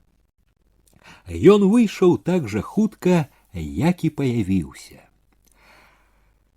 Вера засталася ў спальні з дзецьмі, і апейка ўзяў стус газет, палажыў на стале, дзе яшчэ былі чаркі, навагодні пачастунак. Зверху апынулася газета, у куточку якой у рамачцы было надрукавана пісьмо Сталіна, якое ён чытаў ужо спехам, калі ехаў у раён. Пісьмо яму тады спадабалася сціпласцю, якая апейку не здзівіла ні трохі, бо так пасавала з тым абліччам Сталіна, якое нязменна бачылася яму і якое ён заўсёды паважаў. Сталін быў апейку чалавекам і незвычайнай адвагі, і незвычайнай цвёрдасці ў нялёгкія гады барацьбы з трацкістамі і бухарынцамі. У яго, у Сталіна, былі найвялікшыя заслугі перад партыяй, і тая сціпласць, з якой адзначылі яго 50-годдзе, сціпласць, якою было поўна і гэта пісьмо, яшчэ ўздымалі ў апейку павагу да Сталіна. З гэтай павагай ён стаў нанава перачытваць.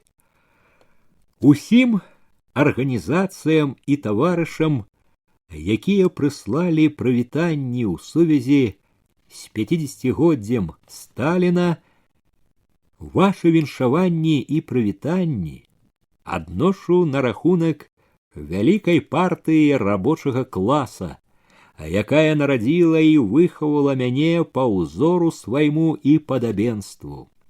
І именно таму, што адношу іх на рахунак нашай слаўнай ленінскай партыі, бяру на сябе смеласць адказаць вам бальшавіцкай падзякай. Можете не сумнявацца, таварышы, што я гатоў і ў далейшым аддаць справе рабочага класа, справе пролетарской рэвалюцыі і сусветнага камунізму ўсе свае сілы, усе свае здольнасці, і калі спатрэбіцца, усю сваю кроў, кроплю за кропляй.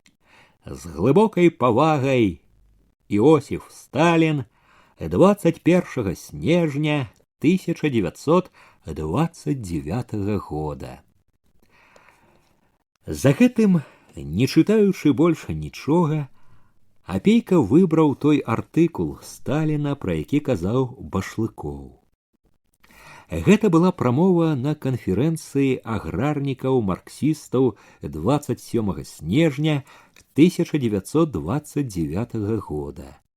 З першых радкоў прамова зацікавіла апейку. Сталін гаварыў пра тое, што найбольш хвалявала, пра калгасы, пра калгасны рух. Калгасны рух ператварыўся з руху асобных груп і праслоек працоўных сялян у рух мільёнаў і мільёнаў асноўных мас сялянства. Але калі мы маем падставы ганарыцца практычнымі поспехамі сацыялістычнага будаўніцтва, то нельга тое ж самае сказаць пра поспехі нашай тэарэтычнай працы ў галіне эканомікі наогул, у галіне сельскай гаспадаркі ў прыватнасці. Багата што з таго, што чытаў Апейка, пераклікалася з тым, пра што ён думаў, як бы падмацоўвала яго развагі, давала яго думкам упэўненасць і зладжанасць, яснасць, лагічнасць, прастата, з якімі Сталін тлумачыў, раскрываў самыя складаныя, супярэчлівыя праблемы, надавалі радасную яснасць і прастату і думкам, якія не адзін раз вярэдзілі Апейку. Звыклы верыць розуму Сталіна, цешачыся, што от яны ёсць самыя дакладныя адказы на самыя трудныя пытанні, Апейка проста ўбіраў у сябе думку за думкай, развагу за развагай.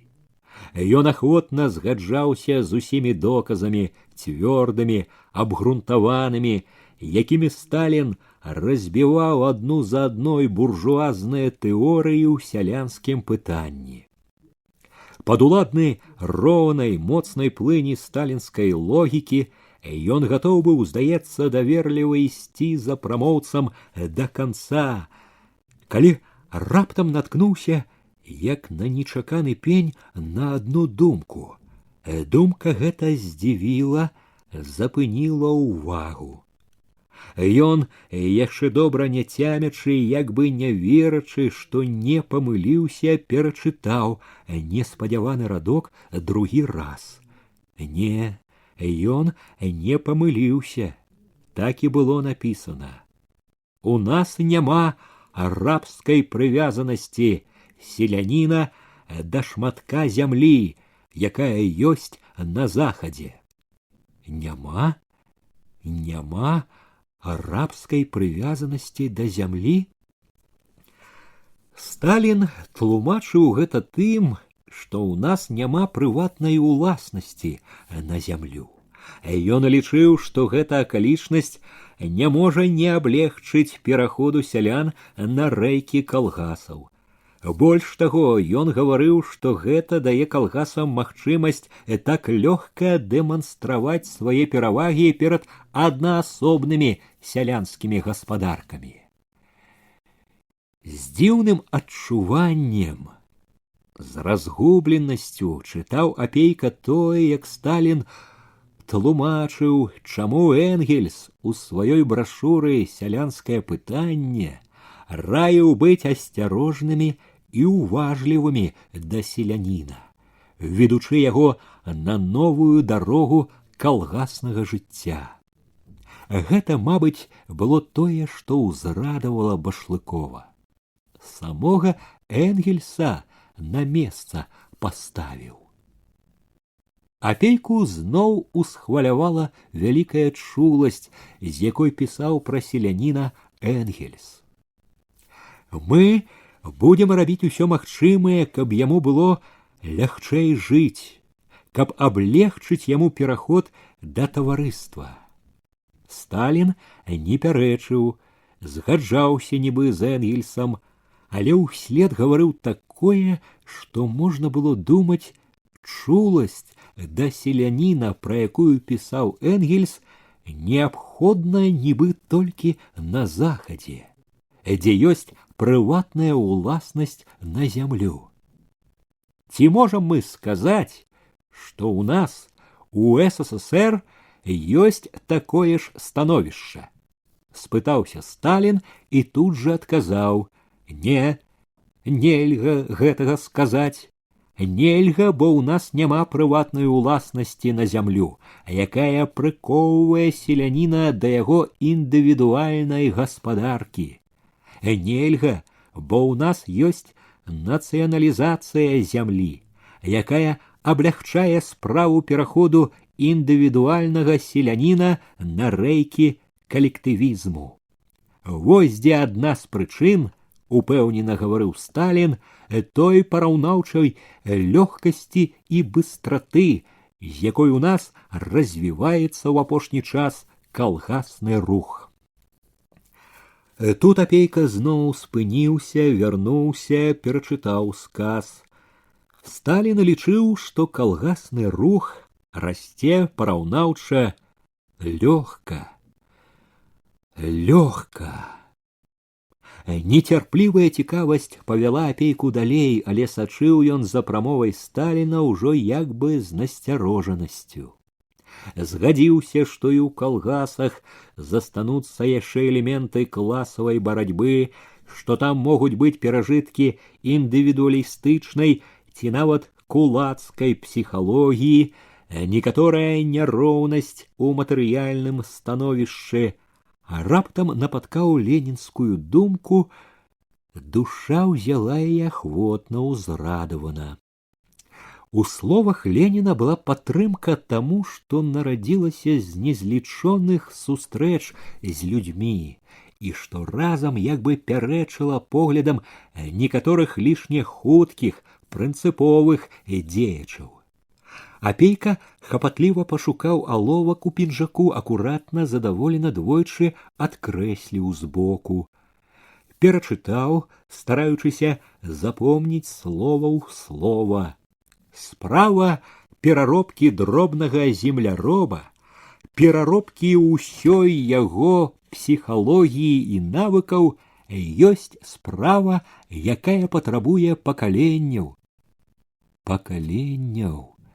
Паўтарыў ён думкаю, нібы гаворачы Башлыкову. Башлыкова, мабыць, і найбольш усцешыў раздзел, дзе Сталін казаў, што партыя ад палітыкі абмежавання кулацтва перайшла да ліквідацыі яго як класа. Сталін разважліва даказваў, чаму правільнай была ў свой час палітыка абмежавання кулацтва. Заявіў, што цяпер створана эканамічная аснова для таго, каб замяніць кулацкую прадукцыю калгаснай і саўгаснай. Ну, а як быць з палітыкай раскулачвання, лавіў апейка з вострай увагай. Ці можна дапусціць раскулачванне ў раёнах суцэльнай калектывізацыі? Пытаюць з розных бакоў. Сталін цвёрда адказваў: смешнае пытанне. Раскулачвання нельга было дапускаць, пакуль мы стаялі на пункце гледжання абмежавання эксплуататарскіх тэндэнцый кулацтва. Пакуль мы не мелі магчымасці перайсці ў рашучае наступленне супраць кулацтва, пакуль у нас не было магчымасці замяніць кулацкую вытворчасць вытворчасцю калгасаў і саўгасаў.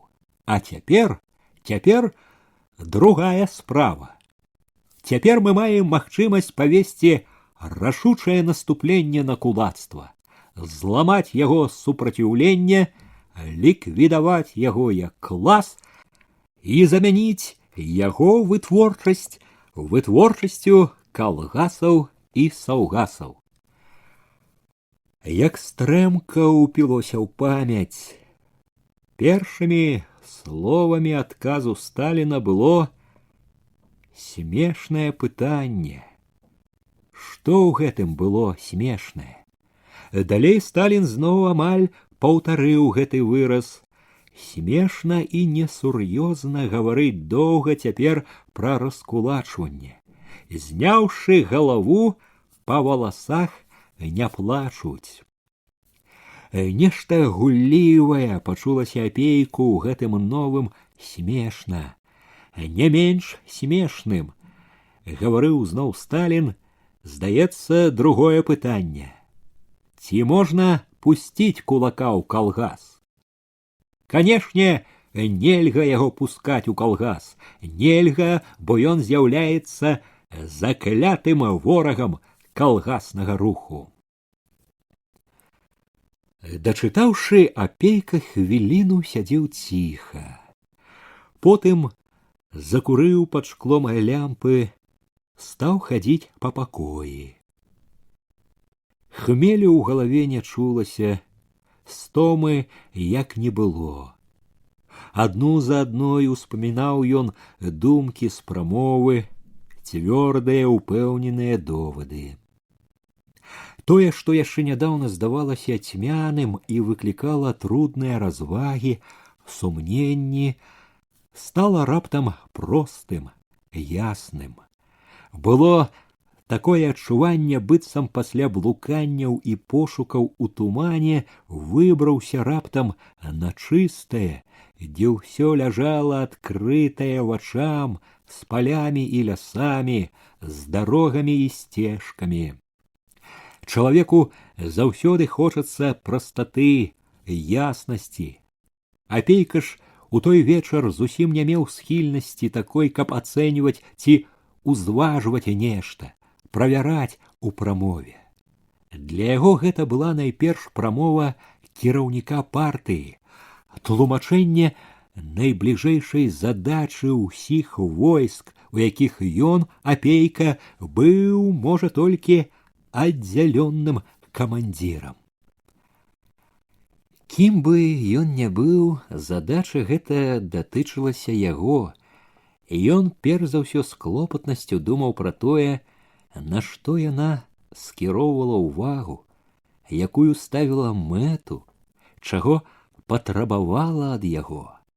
Пры ўсім давер'і да Сталіна, разбіраючы са сваёй няўціхнай і уедлівай паляшуцкай уважлівасцю прамову, апейка хутка зноў запыніўся, задумаўся. Насуперак таму, што казаў Сталін, улезла сумненне, што калгасам так проста, са сваімі сялянскімі конікамі ды дзядоўскімі плужкамі паказваць перавагі над аднаасобнымі гаспадаркамі. Варта толькі, выходзіла з прамовы, проста сысціся разам, і з'явіцца цудадзейная сіла, можна і араць, і сеяць на ўздзію, паказваць цуды і з тымі конікамі ды плужкамі. Неяк лёгка здавалася, разворвалі так багата цаліны, названыя, да прыкладу, донскія казакі, без машын, без трактароў. Ён закурыў, пастаяў каля акна, у святле за шыбай круціла снег, завіруха ўсё мяла, падумаў, замяце ўсе дарогі, чорт знае, як дабірацца будзеш. Самы час, каб дарога была, а яе замятае, як знарок. Ён згадаў загалле, апошні сход, няскончаны з-за гэтай віхурнай навагодняй ночы, адчуў імкненне ехаць назад, давесці справу да ладу. Стары год сышоў, а клопаты не сыходзілі. Без мяжы, без якога-небудзь прыпынку пераходзілі ў новы. Амаль адразу ж апейка цвяроза падумаў, што пры ўсім гэтым новы год будзе не зусім працягам старога. Тая ж дарога, але ўздым другі. Другая круцізна пачынаецца. Мяло кідала снегам у шыбу, у галаву раптам зноў увайшло здзіўленне. Лёгка, параўнаўча лёгка і быстра. Ён падумаў пра свае амаль няспынныя паездкі па сёлах, пра незлічоныя, бясконцыя, зацятыя сходы. Падумаў пра тую упартую нязгоду, якая была ў глінішчах, калі спрабавалі зноў зладзіць калгас. Параўнаўча лёгка. Чаму параўнаўча лёгка? Думка адразу падказала. Лёгка ў другіх месцах, але цвярозая разважнасць запярэчыла. Законы сялянскай псіхалогіі адны ўсюды. У нас няма рабскай прывязанасці да шматка зямлі. Успомніліся яму словы Сталіна. На захадзе ёсць, а ў нас няма, бо ў нас няма прыватнай уласнасці на зямлю. У вельмі яснай галаве появілася здзіўленне. Няма прывязанасці да зямлі, рабскай прывязанасці. Чаму няма? Не толькі прыдзірлівая разважнасць, душа запярэчыла. Ёсць, у тым і бяда, што ёсць. Фармальна, можа, няма, а фактычна ёсць. Той шматок зямлі селяніну свой, не чый-небудзь, а яго свой. Ён зямлю, гэта праўда, не купляў, але ж яму дала яе рэвалюцыя. Дала, і ён узяў, з радасцю узяў, як справядлівую дачу, і стаў лічыць сваёй. І яна, шматок той, стала яго найдаражэйшым набыткам, яго уласнасцю, яго нічым іншым прыватнай уласнасцю. І ён любіць яе, як немаведама што, прывязаны да яе, як уладар яе і раб яе, па-рабску прывязаны. У яго ёсць рабская прывязанасць, ёсць, у тым і ўся бяда. І прывязаны ён, пэўна, не менш, чым той селянін на захадзе. Той купіў, а гэты за шматок зямлі паліў памешчыкаў, гнаў пілсудчыкаў і дзянікінцаў, як адзіную надзею сваю на жыццё ратаваў савецкую ўладу. Ён не купіў, ён заваяваў сабе яе, зямельку сваю, штыком, агнём, крывёю, хіба ж меншаю цаною. Ці ж выпадкова першыя савецкія дэкрэты былі аб міры, аб зямлі. Самае дарагое, да чаго рваліся людзі ад веку, ад дзядоў і прадзедаў, у гэтых дэкрэтах мір і зямля. Савецкая ўлада, абвясціўшы іх, адразу заваявала мужыцкія сэрцы мільёнаў. Не трэба думаць іншага, амаль кожны з тых, хто змяніў на шынель світку, бачыў больш не зямлю наогул, а зямлю за сваім сялом, свой шматок зямлі. І вось калі параўноўваць селяніна ў нас і на захадзе, то ці трэба забываць, што наш набыў свой шматок зямлі толькі дзесятак гадоў якіх, можна сказаць, хвіліну якую назад.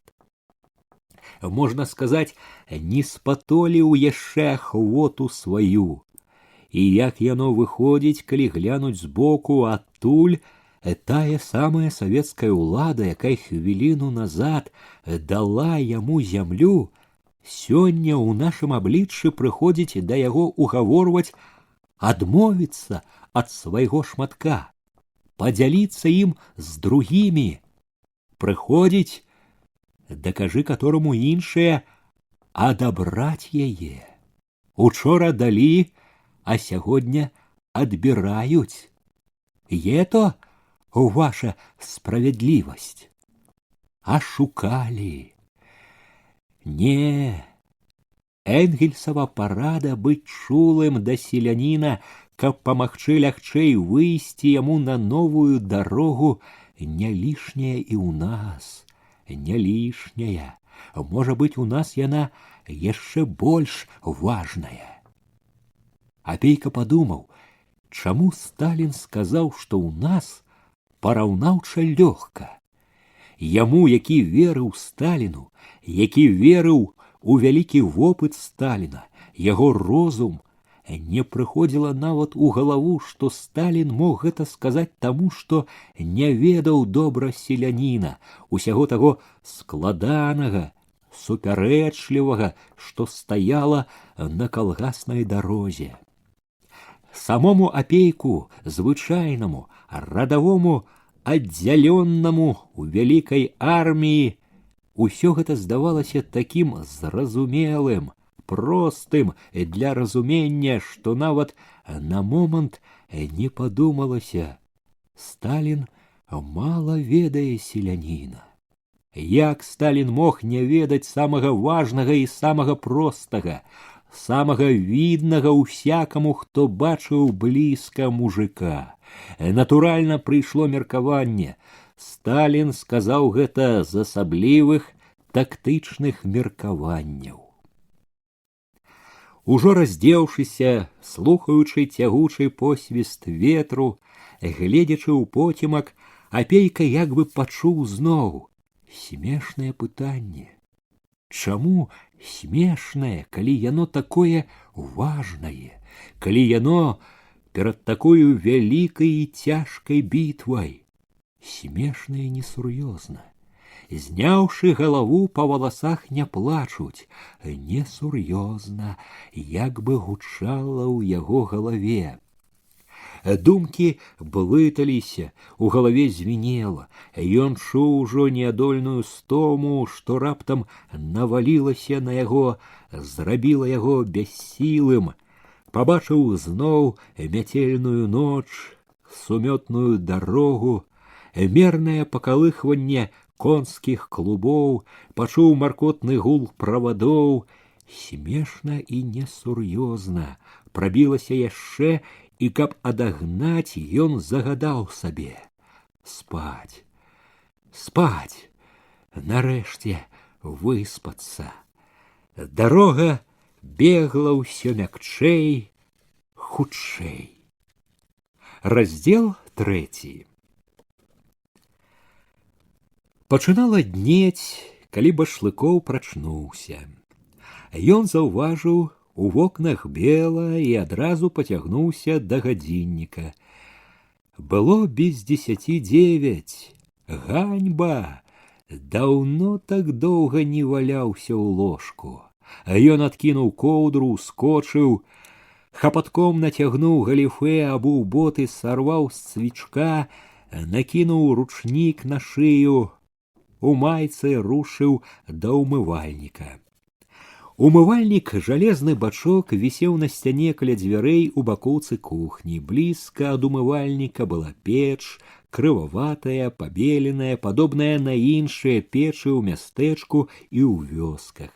Пры печы корпалася гаспадыня Цыля.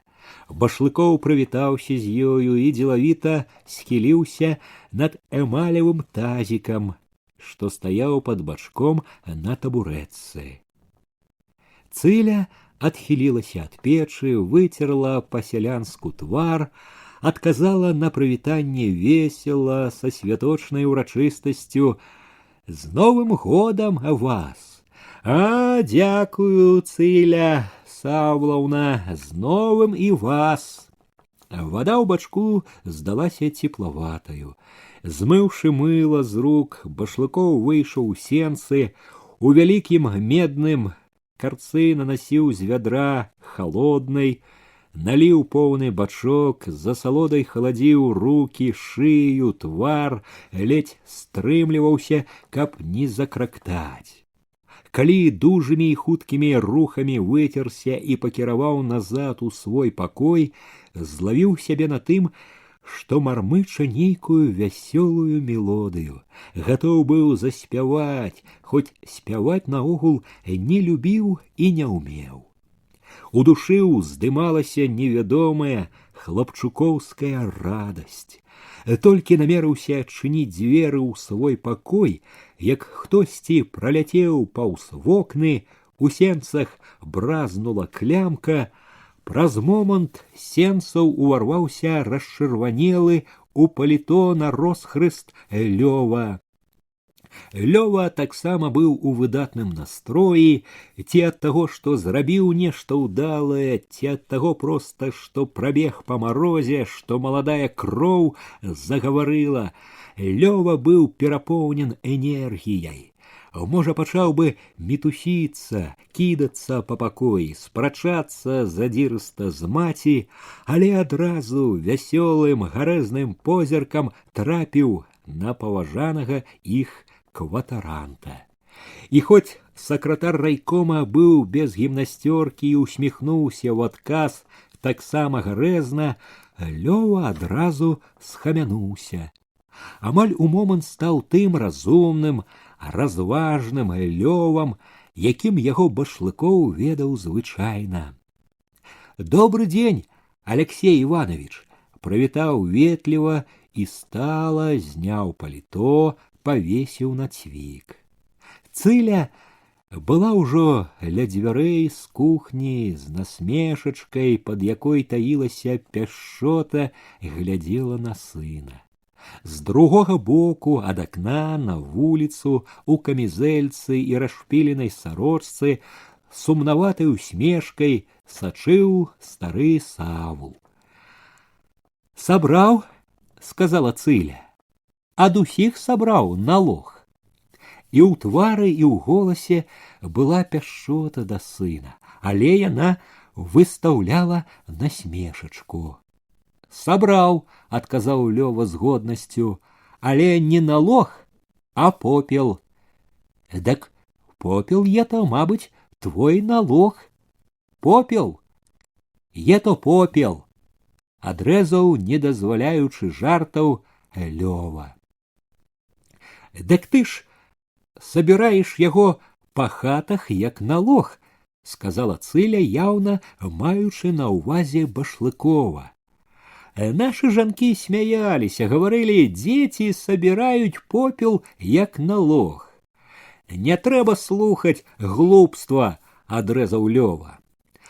Башлыкоў ведаў, пра што гаворка. Лёвавы камсамольцы ўзяліся сабраць для падшэфнага калгаса для рассвета 30 пудоў попелу.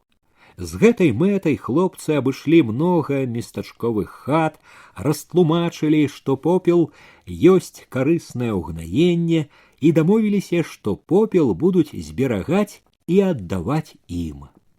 З дня ў дзень камсамольцы абыходзілі хаты, збіралі попел. Вось і сёння Лёва вярнуўся якраз з аднаго такога абходу. Башлыкоў разумеў, што гаспадыня запаліла гэту гаворку дзеля яго забавы, але не лічыў годным забаўляцца з таго, што рабілі хлопцы. Рызыкуючы, што яго палічаць няўдзячным і нетактоўным, цвёрда стаў на бок Лёвы, пахваліў за карысную справу. Ён рушыў у свой пакой, надзяваючы гімнасцёрку, падпяразваючыся, думаў пра камсамольцаў са школы. Нямала добрага рабілі хлопцы і дзяўчаты, лом металічны сабралі, бібліятэчкі падарылі калгасам, са спектаклямі ездзяць. З сабранага лому скавалі некалькі плугоў, перадалі калгаснікам. Але думкі пра гэта былі нядоўга і хвалявалі мала. Карцела іншая. Карцела радасць, тая, якая бруілася, калі плёскаўся пад умывальнікам, якую перапынілі Лёва і Цыля. Ён злавіў сябе на адчуванні, што радасць яго зусім не без прычыны, што яго чакае штосьці добрае і важнае. Тады ж згадаў прычыну радасці. Сталін, яго выступленне, газета з выступленнем у кабінеце чакае. Услед, а можа і разам, дзіўна з'яднаўшыся са згадкай пра выступленне, увайшло ў душу. Быў у школе, дамовіўся, сёння, як сцямнее, пабачыцца. Гэта узрушыла моцна, гэта аж заліло гарачым, нецярплівым. Сёння, як сцямнее. Ад хвалявання ён захадзіў неспакойна і дужа. Першы момант не думаў нічога, быў перапоўнены хваляваннем незвычайным, здавалася, неймаверным прадчуваннем. Сэрца білася так гулка, так молада, што адчуў няёмкасць, папракнуў знарок сябе, як хлапчук. Тады ў хваляванне яго прарваліся ўспаміны, нібы нанова убачыў яе перад сабой, зноў уразіўся яе хараству. Якая красуня! І дзе вырасла, і колькі хараства не толькі знешняга, а і ўнутранага. Якая годнасць! Згадаў, як кіўнула, сёння як сцямнее. Успомніў, нялёгка было сказаць ёй, але ён сказаў, дамовіўся. Зрабіў тое, чаго так хацелася. Але калі думаў гэта, у душу ўжо тачылася штосьці нядобрае. Успомніў паразку, як няёмка было перад ёй, як давялося таіцца, фактычна, калі глядзець праўдзе ў вочы, маніць. Ён запярэчыў сабе, не маніў ён, нельга было інакш. Не меў ён права, калі на тое, выдаваць тайну іх без згоды яе, кахання свайго. Але ні спакой, ні давольна сабой не сыходзілі ўжо. Бачыў ужо, што і адзін перад ёю паводзіў сябе нядужа, недарэкам, мусіць, выглядаў у яе вачах. Папракнуў сябе, не пагаварыў як след, мала ведае пра яе, амаль нічога не ведае. Ён адагнаў нядобрае, перапыніў думанне. Няма калі думаць попусту. Час, дарагі, трэба на працу. Энергічнымі рухамі зняў паліто, надзеў, з шапкаю ў руцэ выйшаў у суседні пакой, кіруючыся на вуліцу. На работу сустрэў яго стары Савул. На работу. У голасе старога было ці то здзіўленне, ці то папрок. Савул глядзеў з-пад акуляраў востра, дапытліва. Нібы турбавала штосьці і не мог сам высветліць. Сёння Новы год, аб'явіў ён значным тонам, і змоўк, і глядзеў, дапытваючыся з-пад акуляраў. Башлыкоў не разумеў, што ад яго трэба. Так, Новы год. Савул кіўнуў. Аказалася, яму гэтага было пакуль даволі. Памаўчаў, як бы даваў зразумець значнасць таго, што сказана, ці скажа зараз. З кухні паявіўся, дажоўваючы нешта, Лёва, зірнуў насцярожана на дзеда, але не сказаў нічога. Раней пасля Новага года, загаварыў Савул тонам прапаведніка, быў святочны дзень. Ці, як цяпер гавораць, выхадны дзень. Цяпер гэты парадак адмяняецца. Башлыкоў усміхнуўся, усмешка была паблажлівая, стары настроены па-філасофску. Адказаў з адчуваннем перавагі. Раней многа чаго было. Многа розных забабонаў, пацвердзіў упэўнена Лёва. Дзед кінуў на яго пагардлівы позірк, як бы загадаў маўчаць, не ўцінацца ў гаворку сталых, мудрэйшых, глядзеў толькі на Башлыкова, глядзеў востра, строга. Ёлку на Новы год, напрыклад, вы лічыце таксама забабонам. Дзед вымавіў забабонам з націскам, яхідна. Забабонам, усміхнуўся Башлыкоў. Стары не адступіў. З вядомай ужо Башлыкову звычкі дабіваўся высветліць усё да рэшты. Новы год без ёлкі, хіба это свято? У нас Новы год будзе ў працы.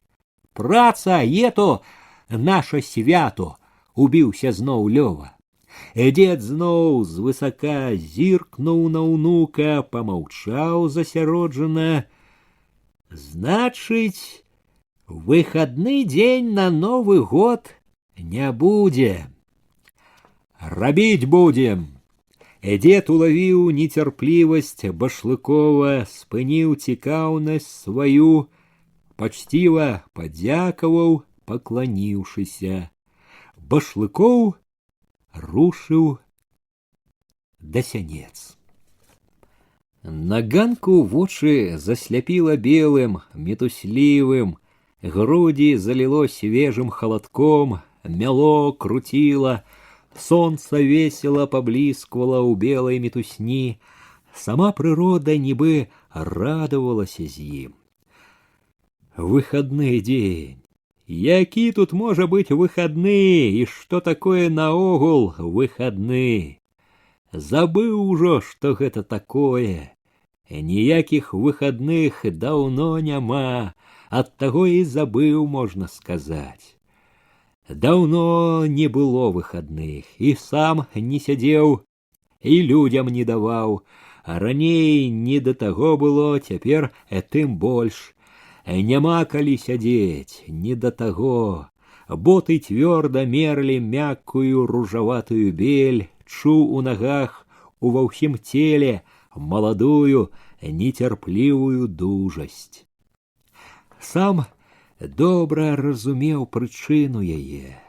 Сталін, яго выступленне. Памяць пра гэта ўвесь час жыла, бруілася, праменілася, як сонца ў снежнай мітусні. Ішоў лёгка і молада, з юначай задзірыстасцю паглядываў на вуліцу, на дамы абапал, на людзей, у чарнелыя драўляныя пабудовы і аблезлыя камяніцы хмурна і санліва драмалі абапал, на дзвярах і аканіцах крам усюды завалы, людзей амаль не відаць. Ды і тыя марудлівыя, як бы санлівыя, спакой і ціша ў мястэчку. Драміце, драміце, хутка абудзіцеся. Разварушым вашы бярлогі запляснелыя. Новы год гэты будзе сапраўды новым. Пабачыце. Ледзь распрануўся ў баковачцы ў сталоўцы, прысеў да стала, Ліза была побач, і толькі зірнула пільным вокам, зразумела настрой сакратара райкома. У момант на стале з'явіліся талерка з хлебам, талерка з рагу і пюрэ, шклянка чаю. Еў маўкліва, засяроджана і хутка, непрыкметна для сябе, па даўняй звычцы, налягаў на хлеб. Апетыт сёння быў выдатны. Башлыкоў усё ўбіраў са смакам, быў заклапочаны, спяшаўся, а ў памяць зноў увайшло школа, яна, размова з ёю. Да цябе прыехаў. Сёння, як сцямнее, захвалявала, пагнала кроў гарачэй, унесла ў бадзёрую яснасць клопатнасць, што і радавала, і непакоіла. Гэта разбівала думкі, і ён адагнаў непатрэбнае думанне. Зноў былі ганак, санлівая ціша і снежная мітусня. Жыццярадасны, засяроджаны чалавек цвёрда крочыў вуліцаю да райкома. На ганку значыліся сляды, прыцярушаныя снегам і зусім свежыя. У калідоры патхнула цяплом жылля, жыццём знаёмым, добрым душы і надзейным. Поцімкам калідора ён звыкла пакіраваў да дзвярэй прыёмнай. Міша, што гнуўся над нейкай паперай, адразу ускочыў, вядома, хвалячыся спрытам, гатоўнасцю зрабіць усё. «Добрый дзень, Алексей Иванович, з Новым годам вас!» — сказаў, нібы робячы падарунак. Башлыкоў павіншаваў таксама ветліва і сабрана. Фрэнч, галіфэ мішавы былі прымяты, а зграбная мішава постаць была поўная энергіі і імкнення. Аднак Башлыкова гэта не шукала, пільным вокам адзначыў адразу. Мішаў твар быў шараваты, прытомлены. Спаў Міша, было відаць мала, пагуляў у гонар новага. Распрануўшыся ў кабінеце, прычасаўшыся, абцягнуўшы рэмень, стрымаў Мішу, што ўварваўся з папкаю ў руцэ. «Пачакай, потым», паказаў далонню пачакаць у прыёмнай. Энергічны, стройны, рушыў з кабінета. Як заўсёды, выказваючы сабранасць, ён цяпер не таіў урачыстасці ў абліччы, у словах. У кожным кабінеце пакоі шчырыя, узрушаныя. З Новым годам кароткае пажаданне і моцны, дужы поціск рукі. На віншаванне і пажаданні адгукаліся ахвотна, радасна, асабліва жанчыны. Адчувалася, што ўсе жылі разуменнем. Новы год. У кожнага былі свае надзеі, і надзеі радасныя. Кожны раз, калі віншаваў, ціснуў руку, узнікала адчуванне асаблівай таварыскасці, еднасці, якое расчульвала самога. З расчуленасцю прыйшло перакананне, што вельмі добра гэта, чалавечна, аказаў увагу, праявіў такт у такім выпадку. Праўда, з гэтым кінулася ў вочы. Людзі жылі яшчэ нібы не на зямлі, луналі ў святочных марах. Настрой быў яўна святочны, лёгкі. Падобна было, што ніхто не працаваў як належыць. Не было сапраўднай рабочай сабранасці. Гэта не падабалася, не да часу бесклапотнасць, размагнічанасць. Цешыла, супакойвала, што двое, другі сакратар Сташэўскі і загадчык аддзела кадраў Сагайдак былі на раёне. Каржыцкі збіраўся ехаць. Памчаў толькі што раніцаю на раён Кудравец. Гэта як бы пацвярджала, што людзі райкома і ў гэты дзень з народам, што і сёння нешта робіцца для вялікай справы, якой так неабходны тэмпы і якой гэтых тэмпаў не хапае. «Зводку!» загадаў ён, вярнуўшыся зноў у прыёмную. Міша адказаў: «Зводка на стале». У тоне голасу было здзіўленне. Як гэта ён, Башлыкоў, можа думаць, што Міша будзе чакаць, калі яму загадаюць прынесці яе? Можа, яшчэ пачне рыхтаваць яе пасля таго, як напомняць. Нібы Міша не ведае, што трэба ў першую чаргу. Башлыкоў у кабінеце адразу пакрочыў да стала. Сапраўды, на самай сярэдзіне стала бялеў ліст. Башлыкоў зайшоў за стол, нецярпліва ўзяў ліст паперы. Рост ёсць, лічба зноў пайшла ўгару. Але які малы рост! За тыдзень 55 гаспадарак. Менш процента ад агульнай колькасці гаспадарак. За цэлы тыдзень чарапашыя тэмпы. Увайшоў Міша. Башлыкоў узняў вочы. Што яшчэ? Міша сказаў: «Трэба падпісаць». «Так, трэба падпісаць, паслаць у акружком, падпісаць, распісацца ў сваім адставанні, у няўменні павесці народ за сабою». У насцярожанай увазе мімаволі адзначылася: Мішаў твар неадпаведна падзеі, недарэчна быў вясёлы, бесклапотны, але не сказаў нічога, перамаўчаў. Калі падаваў падпісаную зводку, здзівіўся. Міша па-ранейшаму пасміхваўся. З нейкім нібы намёкам, незразумела гулліва. Башлыкоў зірнуў недовольна, патрабавальна. Міша засмяяўся па-дружбацку, змоўніцкі. «Соня учора пра вас гаварыла», — растлумачыў ён шчыра. «Глядзі, кажа, пра вас. Прыклад табе». яна лічыць, што я, як яна выражаецца, за кожнай спадніцай гатоў пагнацца, што я толькі і думаю пра іх спадніцы.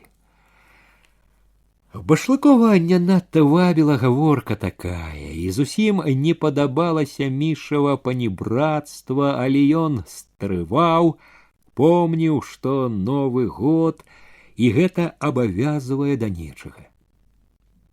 Міша яшчэ смялеў. Алексей Иванович, можна па сакрэту? Ён ледзь не падміргнуў. Паведаміў як тайну, як сябру. Дзяўчаты ўсе проста захапляюцца вамі і дзівяцца. Чаго гэта? Нахмурыўся Башлыкоў. Дзівяцца, што малады вы, прыгожы, а нікога з дзяўчат не заўважаеце. Яны глядзяць на вас, а вы хоць бы адным вокам. Саша, Соня, Маруся, Сара, усе дзівяцца. Скажы, няхай не дзівяцца. Я разумею становішча ваша, сказаў Міша тонам мудрага. Становішча ваша ёсць становішча. Кожны крок бачыць усё мястэчка, увесь раён. Могуць пабачыць тое, чаго і не было. Трэба думаць пра кожны крок. Але і так нельга. Што за маладосць без любві? Башлыкоў перарваў яго. Міша, зводку трэба паслаць зараз жа. Міша глянуў на Башлыкова і ўсё зразумеў. Твары, уся пастава ў момант змяніліся. Ведаю, адрапартаваў Міша. Тон быў такі, гаварыць пра гэта лішне. Вочы і ўвесь Міша чакалі распараджэнняў. Іншых распараджэнняў не было. Міша знік за дзвярыма. Застаўшыся адзін, Башлыкоў падумаў, што ў нечым ён няправільна паставіў сябе з Мішам. Канешне, работнік ён нядрэнны, на сваім месцы, але панібрацтва гэтае ні да чаго. Трэба гнаць гэтае панібрацтва, даць трэба яму урок належны. Завёўся ўночы і ніяк не можа перастроіцца на рабочы лад, прайшло ў думках. Але больш хвалявала іншае. І згадка пра тое, што дзяўчаты дзівяцца, і словы Мішавы пра яго становішча, кожны крок бачыць усё мястэчка. У гэтае думанне зноў варвалася школа ў глінішчах, аблічча той, да цябе прыехаў. Сёння, як сцямнее. Ён прымусіў сябе супакоіцца. На стале ляжалі іншыя зводкі сельсаветаў, з райза быў пакет за кружкома. Ён прачытаў усё хутка, похапкам і працягнуў руку да правды, што ляжала побач на стале. Тут ён палажыў яе ўчора з намерам вярнуцца, перачытаць. Цяпер ён і браў яе дзеля гэтага, перачытаць на ясную галаву, паглыбіцца, удумацца, высветліць усё. Учора ён быў для гэтага занадта ўсхваляваны. За некалькімі сказамі рука яго пашукала аловак. Важныя думкі ён меў звычку падкрэсліваць. Чытаў ён сёння не так хутка, як учора. Гэта было зусім не тое, што ўчора. Гарачае, ліхаманкавае чытанне, калі ён нецярпліва бег вачыма ўперад, а што далей, а як там. Ён сёння не рваўся так наперад, ён добра помніў, што там далей. Яму сёння важна было пранікнуць глыбей, высветліць усё. Вызначыць усё ясным поглядам, цвярозую думкаю. Сёння чытаў ён, не хапаючыся, паволі, раз-пораз нават вяртаўся назад, калі думка бачылася асабліва важнаю, або калі што-небудзь з першага разу здавалася не спасцігаў да канца. Чытаў, можна сказаць, больш цвяроза і разважна. Аднак і гэтае сённяшняе чытанне не было зусім спакойным. Працятае цвярозасцю, разважнасцю, чытанне гэтае было поўнае ўзрушэння. Узрушала Башлыкова, як і учора, найперш тое, што Сталін адказваў на самыя вострыя, пякучыя пытанні. Хоць Сталін у сваім выступленні, як ён сам казаў, высвятляў тэарэтычныя асновы становішча ў вёсцы, для Башлыкова усё, што ён чытаў, мела перш за ўсё значэнне практычнае. У сталінскім выступленні ён найперш шукаў адказ на тое, што турбавала і мучыла. Чытаючы, Башлыкоў амаль увесь час чуў побач апейку. Чытанне гэтае было нібы працягам той спрэчкі, якую яны фактычна няспынна вялі. Падобна было на тое, што Сталін уступіў таксама ў іх спрэчку, выказвае свае погляды. У выступленні Сталіна Башлыкоў шукаў падтрымку сабе. Ён, вядома, не сумняваўся, што погляды яго ва ўсім адпавядаюць сталінскім, што гэта ва ўсім бальшавіцкія погляды. Ён быў упэўнены, што не мог ні ў чым памыліцца, што не магло чуццё ашукаць яго. І з уцехай знаходзіў усё новыя доказы правільнасці сваіх меркаванняў.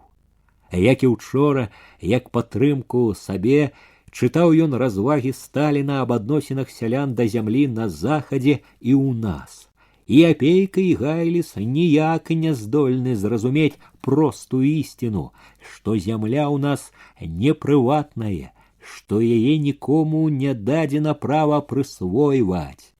Башлыкоў над гэтымі радкамі думкамі пераносіўся на глінішчанскі сход у Курані, з абурэннем успамінаў галасы пагрозы «Не дадзім, не згодны». Якое права мелі яны там не даваць зямлю, якая належыць не ім, а народу, дзяржаве?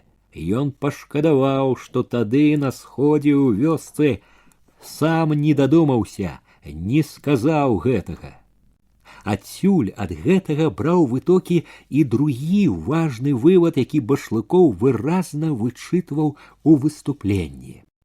Ён, Башлыкоў, не памыліўся, бачачы небяспечную шкоду ў апейкавых павучаннях пра псіхалогію і нейкі спецыяльны падыход да селяніна.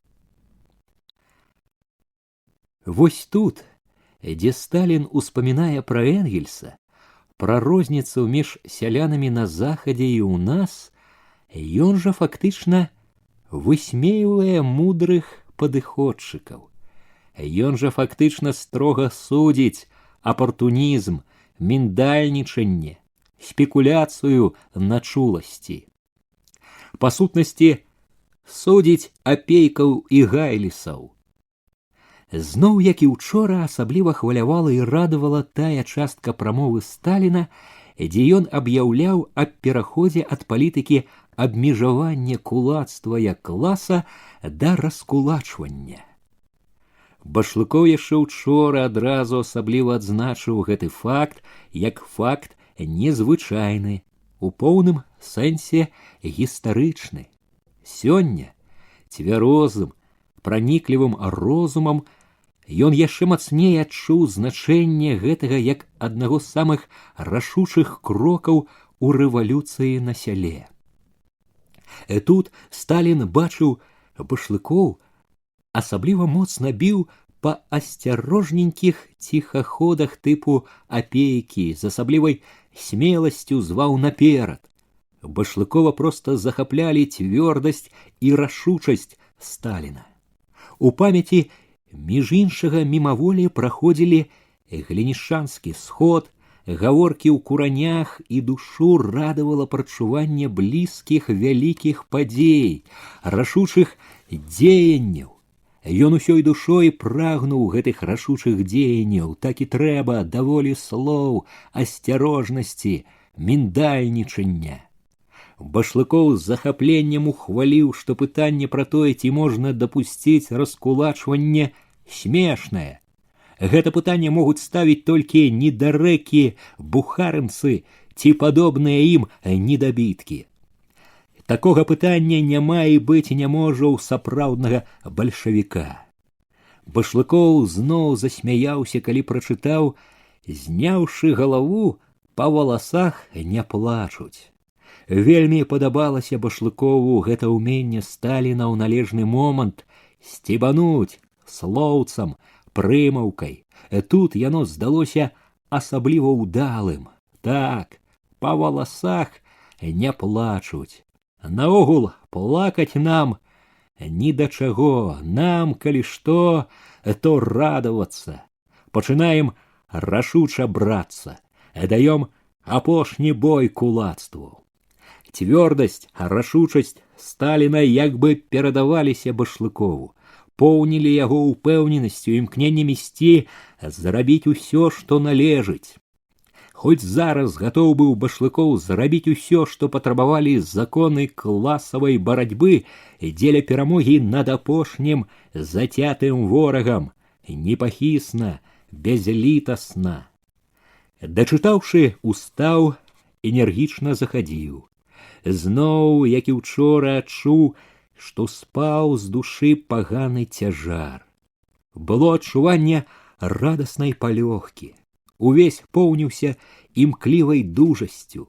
Здалося, пакуль чытаў, нібы падужэў.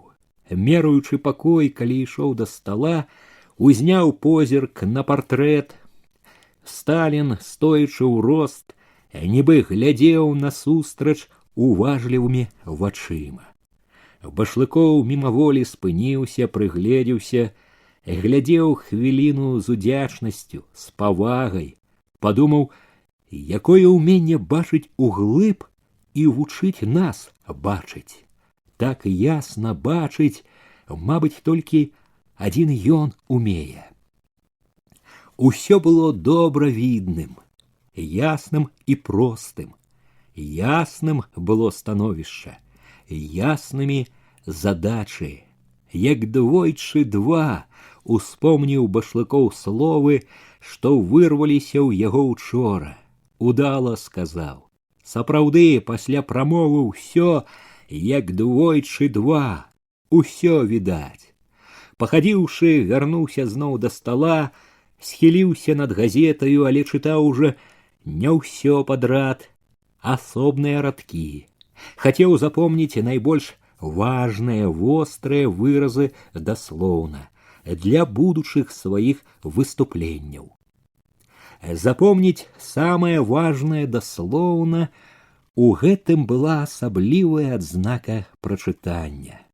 Тады зноў хадзіў, думаў пра тое, што сказаў Сталін, пра тое, як выглядаюць становішча раёна, яго дзейнасць у святле выступлення, якія вывады зробіць з выступлення Апейка, што належыць зрабіць райкому, усім арганізацыям раёна дзеля выканання ўказанняў Сталіна.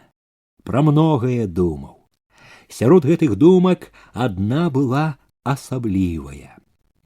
Яна не была выказана ў прамове, але Башлыкоў лічыў, вынікала з яе.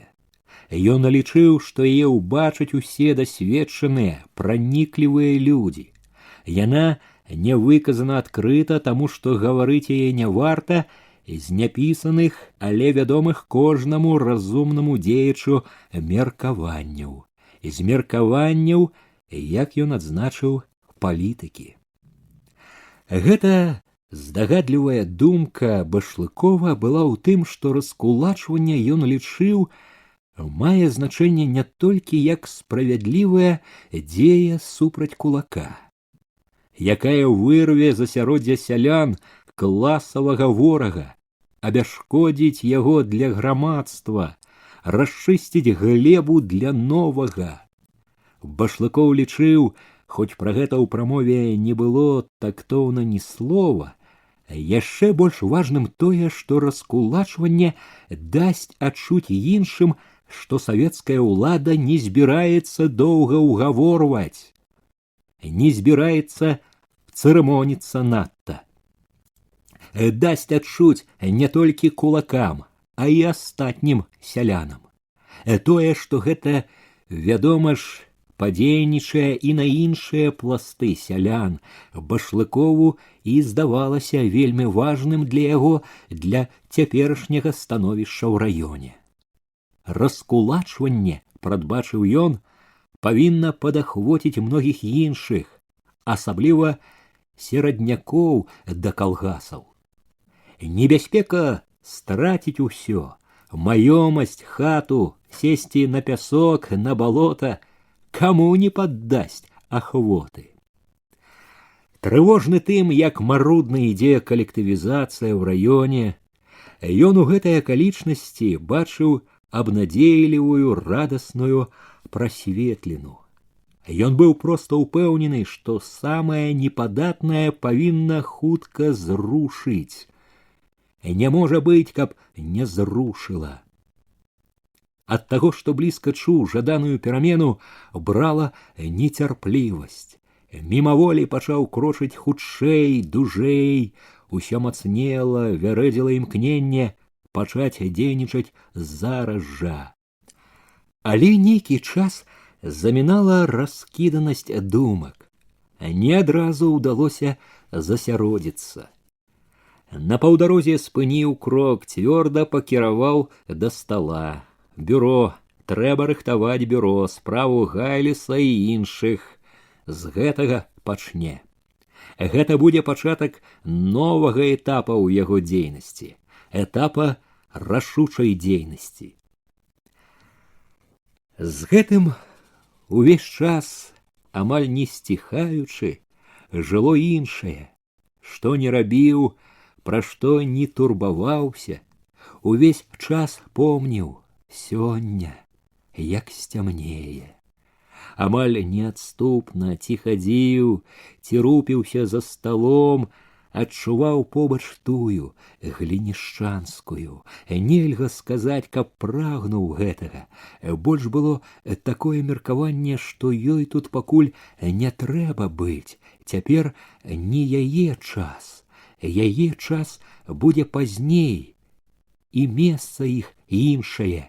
Увечары, як сцямнее, на дарозе з вёскі, дзе бярозы. Цяпер у яго справы, важныя абавязкі адказнага за цэлы раён чалавека. Да таго ж, у яго сёння такая падзея, такі важны дакумент перад ім. Гэты дакумент вызначае, можна сказаць, новы кірунак у яго жыцці. Трэба добра падумаць над многім, засяродзіцца, нельга рассейваць увагу. А ўважныя раённыя клопаты, як не працівіўся, унізвалася, урывалася тое патайное, недазволенае. Сцінала сэрца радасцю і нецярплівасцю, тлуміла галаву іншымі згадкамі і клопатамі. Згадваліся школа, сустрэча, зноў і зноў вярэдзіла сэрца, мроілася вечар, бярозы, яна. Такое, што дзіўна кружылася галава. За вокнамі ўсё мітусілася белае і зіхцела сонца, і, падобна, мітусілася, зіхцела штосьці ў душы Башлыкова. Радасць, нецярплівасць былі не адны ў душы. І з імі тачыліся, трывожылі Башлыкова нядобрая вінаватасць і нязычлівы одум. І раз і другі назалелы одум гэты судзіў: што ты робіш, ты, кіраўнік раёна, у такі час, калі ўсё трэба аддаваць справе. Замест таго, каб думаць пра справу, пра раён, ты думаеш пра непатрэбства, пра жанчыну, да таго ж пра выпадковую жанчыну. Урэшце рэшт разважаў одум, калі табе ўжо так захацелася жаночай ласкі, хіба мала тут дзяўчат прыгожых і надзейных, адданых справе з ясным жыццём, дзяўчат, якія могуць стаць сапраўднымі таварышамі ў справе. Колькі дзяўчат камсамолак з радасцю пайшлі б насустрач, каб ты зажадаў гэтага, чаго ж ты паўз іх прайшоў і прыліп да нейкай невядомай. Башлыкоў пярэчыў сабе, чаму невядомай? Ведае і самую, і нават бацькоў яе. Таксама наш чалавек, няхай і не камсамолка. І што, калі на тое перашкаджае ёй, калі прыйдзе час стаць таксама камсамолкай, таварышам па справе, бацькі-беднякі, можна сказаць, пралетарыі сельскія. Праўда, не калгаснікі, гэта, вядома, мінус, пляма. Ва ўсім віною маці цёмная, злая істота, непрыемная, скажем шчыра, асоба. Відаць, за яе дачка і пакінула бацькоўскае гняздо. А бацька чалавек, што трэба. Хоць зараз мог бы на новую дарогу пайсці. Так, аднаасобнікі, гэта, канешне, мінус, але ж калі на тое, то яна ж ужо не з бацькамі. Сваё становішча ў яе на службе, савецкае служачае. Ды і з бацькамі павінна паправіцца, быць не можа, каб не паправілася, да таго ідзе. Сярод усяго ўнізвалася няёмкае становішча яе.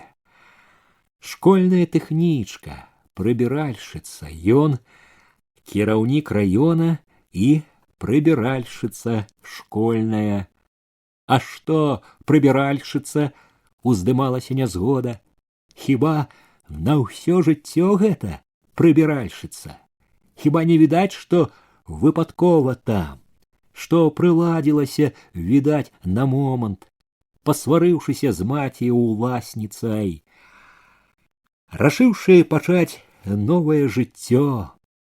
Сёння тэхнічка ў школе, а заўтра работніца артелі, можа быць, актывістка новага жыцця. Прыбіральшыца. Можна падумаць, што сам сакратаром нарадзіўся. Не з таго пачынаў, колькі прайшло з той пары, як сам падмятаў за кульгавым шаўцом, а ўжо арыстакратычныя замашкі. Арыстакратычныя, не арыстакратычныя, а мяшчанскія, то яўна. Мешанінам добра папахвае. Раз-пораз у развагі прыходзіла горшае, такое, ад чаго здавалася, нібы трапіў у тупік, з якога адзін выхад назад. Гэта звычайна было тады, калі ўспамінаў сустрэчу ў школе, той момант, калі прыйшла паразка. Няёмка зноў было, што таіўся, хлусіў фактычна, і з гэтым неадступна вярэдзіла, не ўтаіў, напэўна, здагадалася, ведае, а яна то, відаць, не панясе на віну па свеце, чалавек разумны, але як там ні таіся, заўтра, вядома, ўсё будзе многім. У вёсцы ўсё на віду. Усё на віду ў раёне. Як бы ні хаваўся, раней ці пазней усё адкрыецца, стане вядома, у тым ліку і тут. Як ён будзе выглядаць перад людзьмі, перад раёнам. У такія моманты першай думкай было спыніцца, пакуль не позна, не ехаць, не сустракацца, кончыць. У такія моманты ўсё станавілася раптам ясным. Ні да чаго гэта, асабліва цяпер, калі такія справы. Усяго сябе, усё трэба аддаваць справе, не драбніць сябе. Тады завіхаўся хутка, хадзіў цвёрда і чуў лёгкасць і дужасць у сабе. Нібы скідваў цяжар з плеч. Але лёгкасць і дужасць і яснасць былі нядоўга. Кожны раз за гэтым чуў яе перад сабою, блізкую, вабную, і чуў, як непаслухмяна захлынаецца нечым гарачым, пранізлівым сэрца і тлуміцца галава. І як з гэтым знікаюць і лёгкасць, і яснасць, і як незразумелая сіла адбірае дужасць, вабіць, вядзе наперакор разумным развагам. Тады і не першы раз думаў здзіўлена, што ў ёй такое, чым яна займела такую ўладу над ім. А іншы раз, злуючыся на сябе, дакараючы сябе і яе, убіваў у сябе знарок груба, ва ўсім вінаваты яго дурная ўражлівасць, мяккацеласць. І тое, што кроў дурная гуляе, маладая, дзікая, усё ад таго, што захацелася жанчыны, бабы, і ад таго, што характар, натура дурныя. Калі захацеў, што не ўмее стрымлівацца, адступаць, ад прыроды такі, і не ўмее зыначыць сябе. Калі спакайнеў, здзіўленне было іншае. Закахаўся. Любіць. Сустрэў выпадкова ў такі паганы вечар і закахаўся. Не разгледзеў толкам у той вечар, а прыкіпеў. Не разгледзеў, а не памыліўся. Колькі бачыў жанчын, а такую, здаецца, першую сустрэў. За ўсё жыццё першую такую. І дзе? І вось жа у душы так, нібы нікога не было дасюль роўнага ёй. І такое ў душы нібы не сустрэне больш такой, як яна. А можа, і не сустрэне. Не сустрэў жа раней. Не было ж раней такога ні да адной. Можа, гэта доля яго? Не, гэта не абы што. Гэта рэдкасць. Такое хараство, такі розум. І да таго ж дзіва неабыякавае да яго.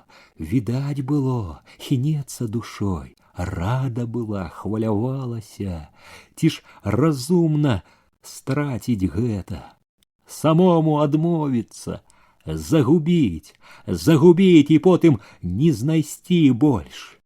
Што ж, што ён кіраўнік, што да яго патрабаванні асобыя, што яму і любіць нельга.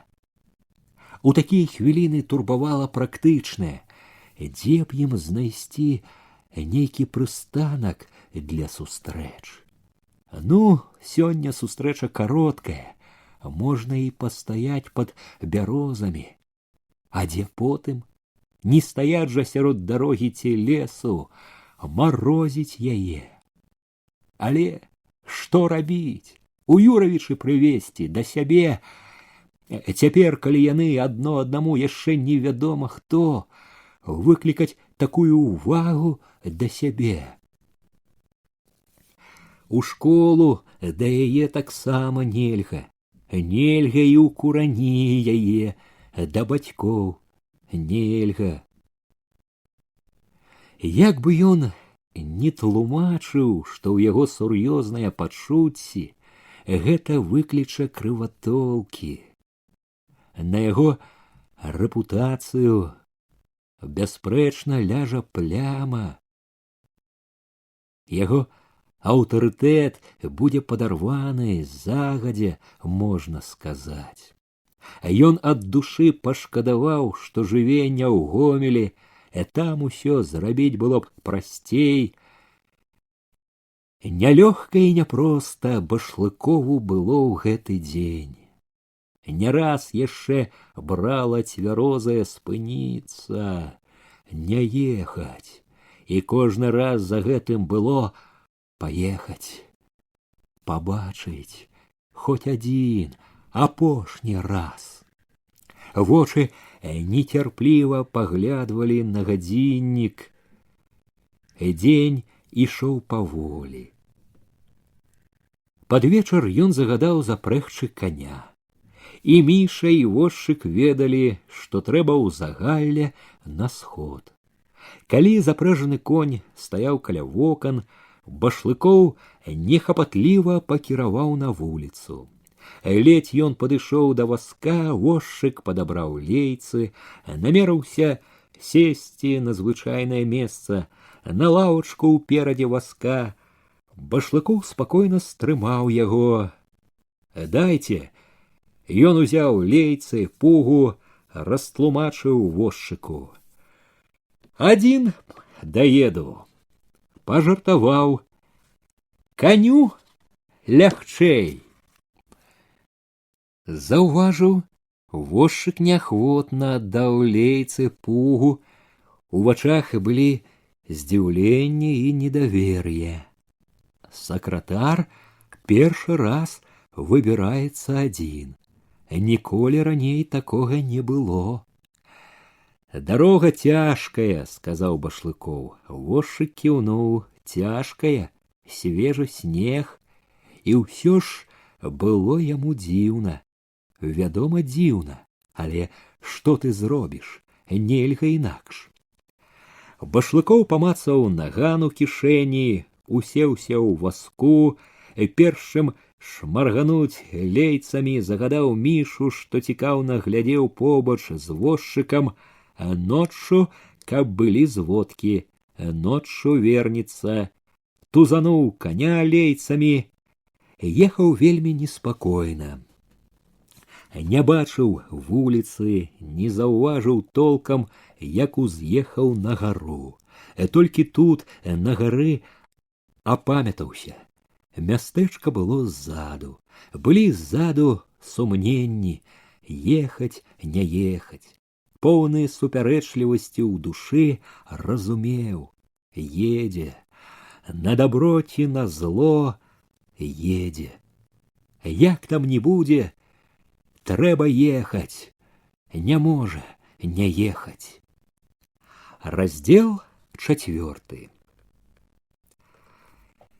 На дварэ было свежа і ціха. Лёгка мяло. Абышла школу. Сцежкай, пратаптанай малымі, выбралася за сяло, за загуменне.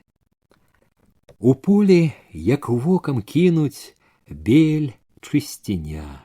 Толькі наводдаль вятрак круціць крылы, ветер свежы, незласлівы. Ад загумення проста да шляху дарога, вылезаная саннымі палазамі. Між іх снег, пабіты капытамі коней. І каляіны, і сляды капытоў ледзь прыцярушаны свежым снегам, ішла каляінамі. Ісці было лёгка, як па падлозе, толькі ногі часам паслізгваліся. Затым толькі і сачыць трэба было. Тут у полі святлей было на душы, не трэба было хавацца перад паразкаю, але радасць ні адну несла ў сабе. Радасць хмарылася непадатным одумам, чула сябе так, як бы грэх рабіць намерылася. Вінаватая. А яна запярэчыла сабе. Няма перад кім ёй вінаваціцца. Няма. Вольная птаха. Усё ж калі не вінаватасць, то няёмкасць нейкая тачылася ў душы, і яна падумала разважліва: мабыць, такое таму, што не дзеўка ўжо, што сплыла пара на спатканні бегаць, што трэба б ужо жыць, як жывуць усе сталыя, за розум трэба б узяцца. Яна рашуча заспрачалася. Што ж, яна такая ўжо, што ёй шчасця хацець грэх. Што ж ёй, усё кончана. Ад таго не толькі радасць несла, хоць і нібы падганяў нехта нецярпліва, завабліва, хутчэй, хутчэй. З гэтым поўз у душу хмарыў усё важкі одум, лажыўся на плечы, чапляўся за ногі, перасцярожваў: не бяжы, стань, пакуль не позна вярніся. Але як ні назаляў одум, не тое, што вярнуцца, але і прыпыніцца ўжо не магла. Пасля Яўхіма, пасля дурных, неаціхлых, здаецца, яшчэ здзекаў, як ёй было спыніцца, не бегчы, калі наперадзе бліснула надзея. Як ёй было стаць, калі звала радасць. Што будзе, тое будзе. Прайшло ў галаве гарачае, адважнае. І злева сярод поля зацямнеў гаёк. Ганна ўспомніла. Яго звалі таксама, як вёску, Глінішчы. Далей сярод аднастайнай белай роўнядзі доўгі са шчарбінамі значыўся строй старых бяроз. Шлях. Здалёк заўважыла, насустрач за бяроз выкаўзнуліся сані. Дробны конік трушком хутка набліжаў кагосьці. Яна насцярожана ўгледзелася, паспакайнела, адзначыла: не ён. Пэўна, нехта з глінішчанскіх. Пайшла цішэй, знарок нагнала абыякавасць на сябе. Калі пад'ехалі, саступіла з дарогі, уехала валёнкамі ў снег. У санях было трое. Два дзядзькі і цётка, захутаная хусткай. Дзядзька і цётка сядзелі, другі дзядзька ляжаў, уткнуўшыся галавой у каўнер, відаць, п'яны. «Куды я то? Проціў ночы!» Зачапіў гарласта чалавек, што правіў канём. Цётка нядобра зіркнула з-пад хусткі. Той, што ляжаў, варухнуўся, але не ўзняўся. Не чакалі адказу, праехалі сабе далей. Яна зноў выбралася на дарогу, з тым жа супярэчлівым хваляваннем падалася коўскаю каляінаю далей. Вось і бярозы, шлях. За бярозы вызірнула востраў адзін, другі бакі нікога. Паглядзела яшчэ са шляху, пуста. Кранула прыкрая маркота, нібы ашукалася. Бегла, бегла дурная, а тут пуста. Паспрабавала супакоіць сябе. Рана яшчэ. Што рабіць? Не тырчаць жа тут навідавоку. Можа, шляхам пайсці насустрач? Не, яшчэ чаго не хапала. За шляхам пачынаўся лес. З гэтага боку пры бярозе цямнела купка хмызняку. Вуні пратаптаная сцежачка ў хмызняк. Падалася ў заснежаны зараснік перабыць.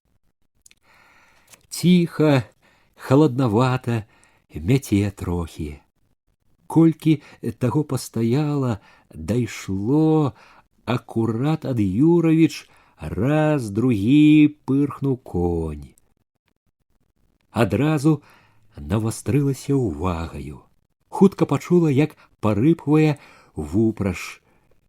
Калі рыпанне наблізілася зусім, зірнула на шлях і ў момант адхіснулася за куст. Ад неспадзеўкі аж пахаладзела. Трэба ж такое! У санях горбіўся Яўхім. Шапка была насунута, каўнер наставіў, але яна адразу пазнала. Мала не сутыкнуліся. Затаілася ў не надта густым цяпер хмызняку, чакала. Пабачыў ці не пабачыў. Здалося, як бы зірнуў у яе бок. Не, паехаў далей. Ужо калі мінуў, выглянула зноў. Яўхім ехаў па дарозе, аддаляўся. Адчула палёгку. Небяспека адыходзіла. Ад перажытага ўтрапення не адразу дайшло, што Яўхім паехаў не па сваёй дарозе. На Курані паварот быў далей, ён жа збочыў тут, на гэты край глінішчаў, дзе школа. У школу наведацца рашыў. Глядзела ўслед яго саням ужо з іншым неспакоем.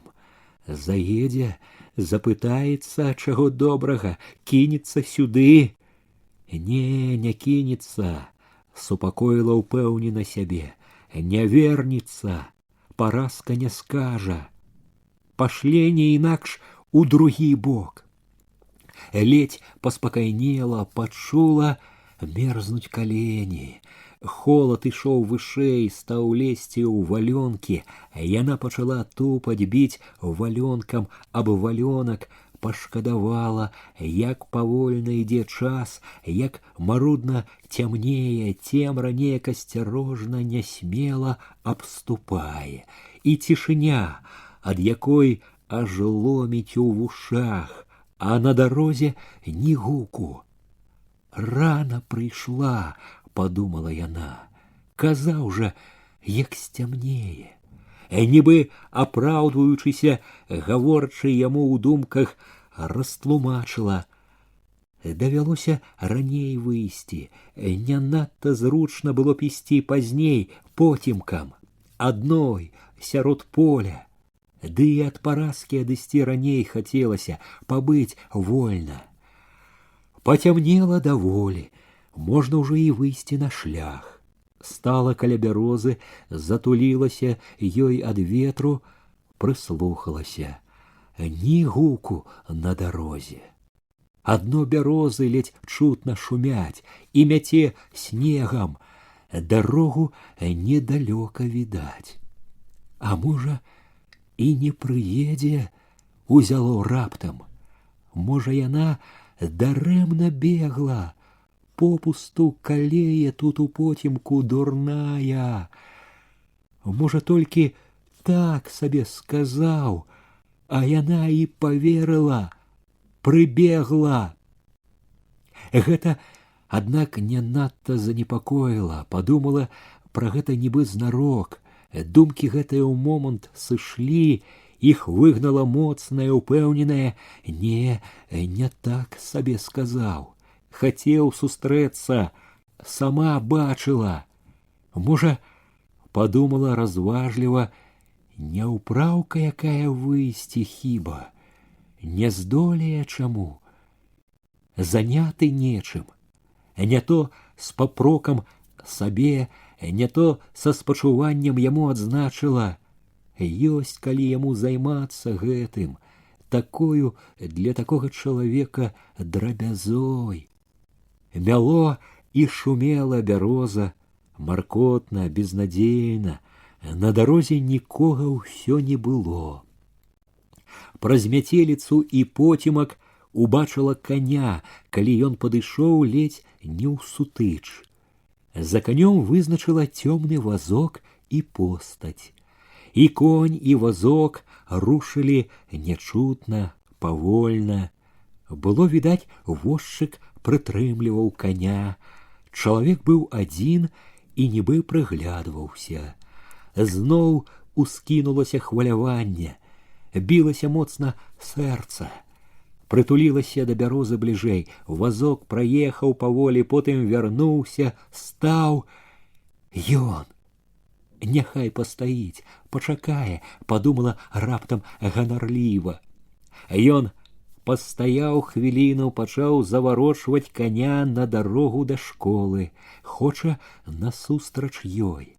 Яна адарвалася ад бярозы, ступіла на шлях, з няёмкасцю цяжка гукнула: «Эй, дзядзько!» Ён павярнуў коня да яе, пад'ехаў, саступіўшы з вазка, прывітаўся.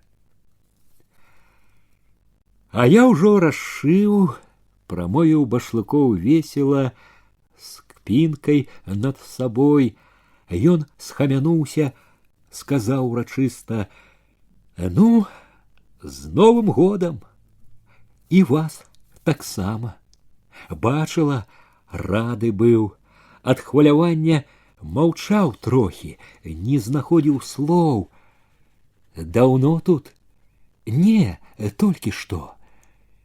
Каб яна ды выставіла сябе цяпер недарэкаю, прызналася, як бегла, як мерзла, як магла, яна таіла радасць, паказвала сябе спакойнаю, папрасіў, ну і прыйшла, і ўсяго.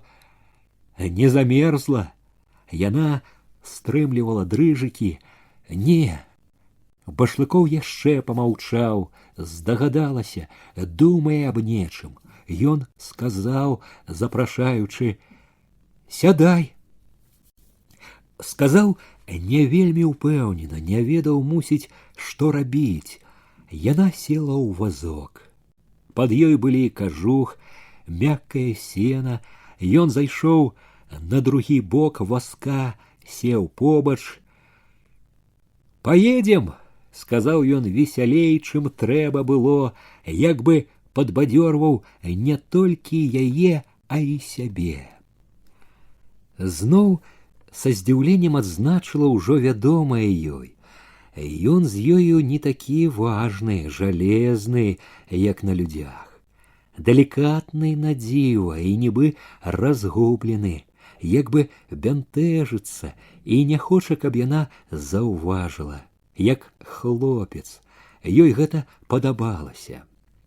Башлыкоў крануў лейцамі коня, намерыўся ехаць па шляху. Яна спыніла яго. «Лепей сюды, у лес».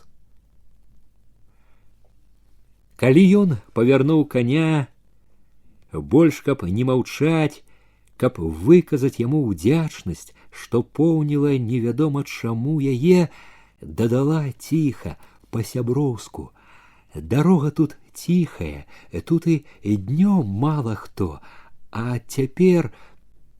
Яе нястрымна апаноўвала хваляванне.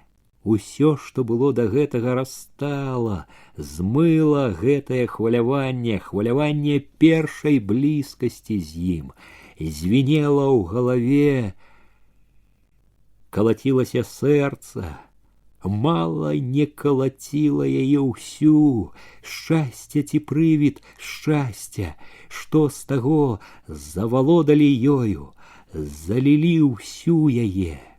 Калі б гэта зычыла і пагібель, Ганна, напэўна, кінулася б, не раздумваючы, не шкадуючы.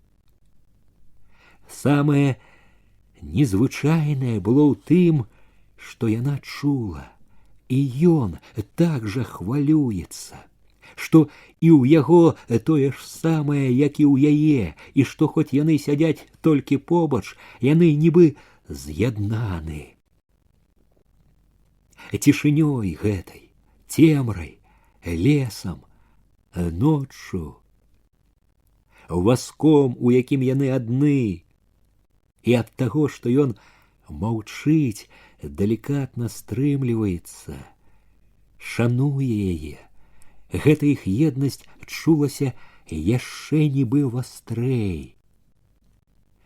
«Стань, давай пастаім», попросила яна, калі праехалі трохі.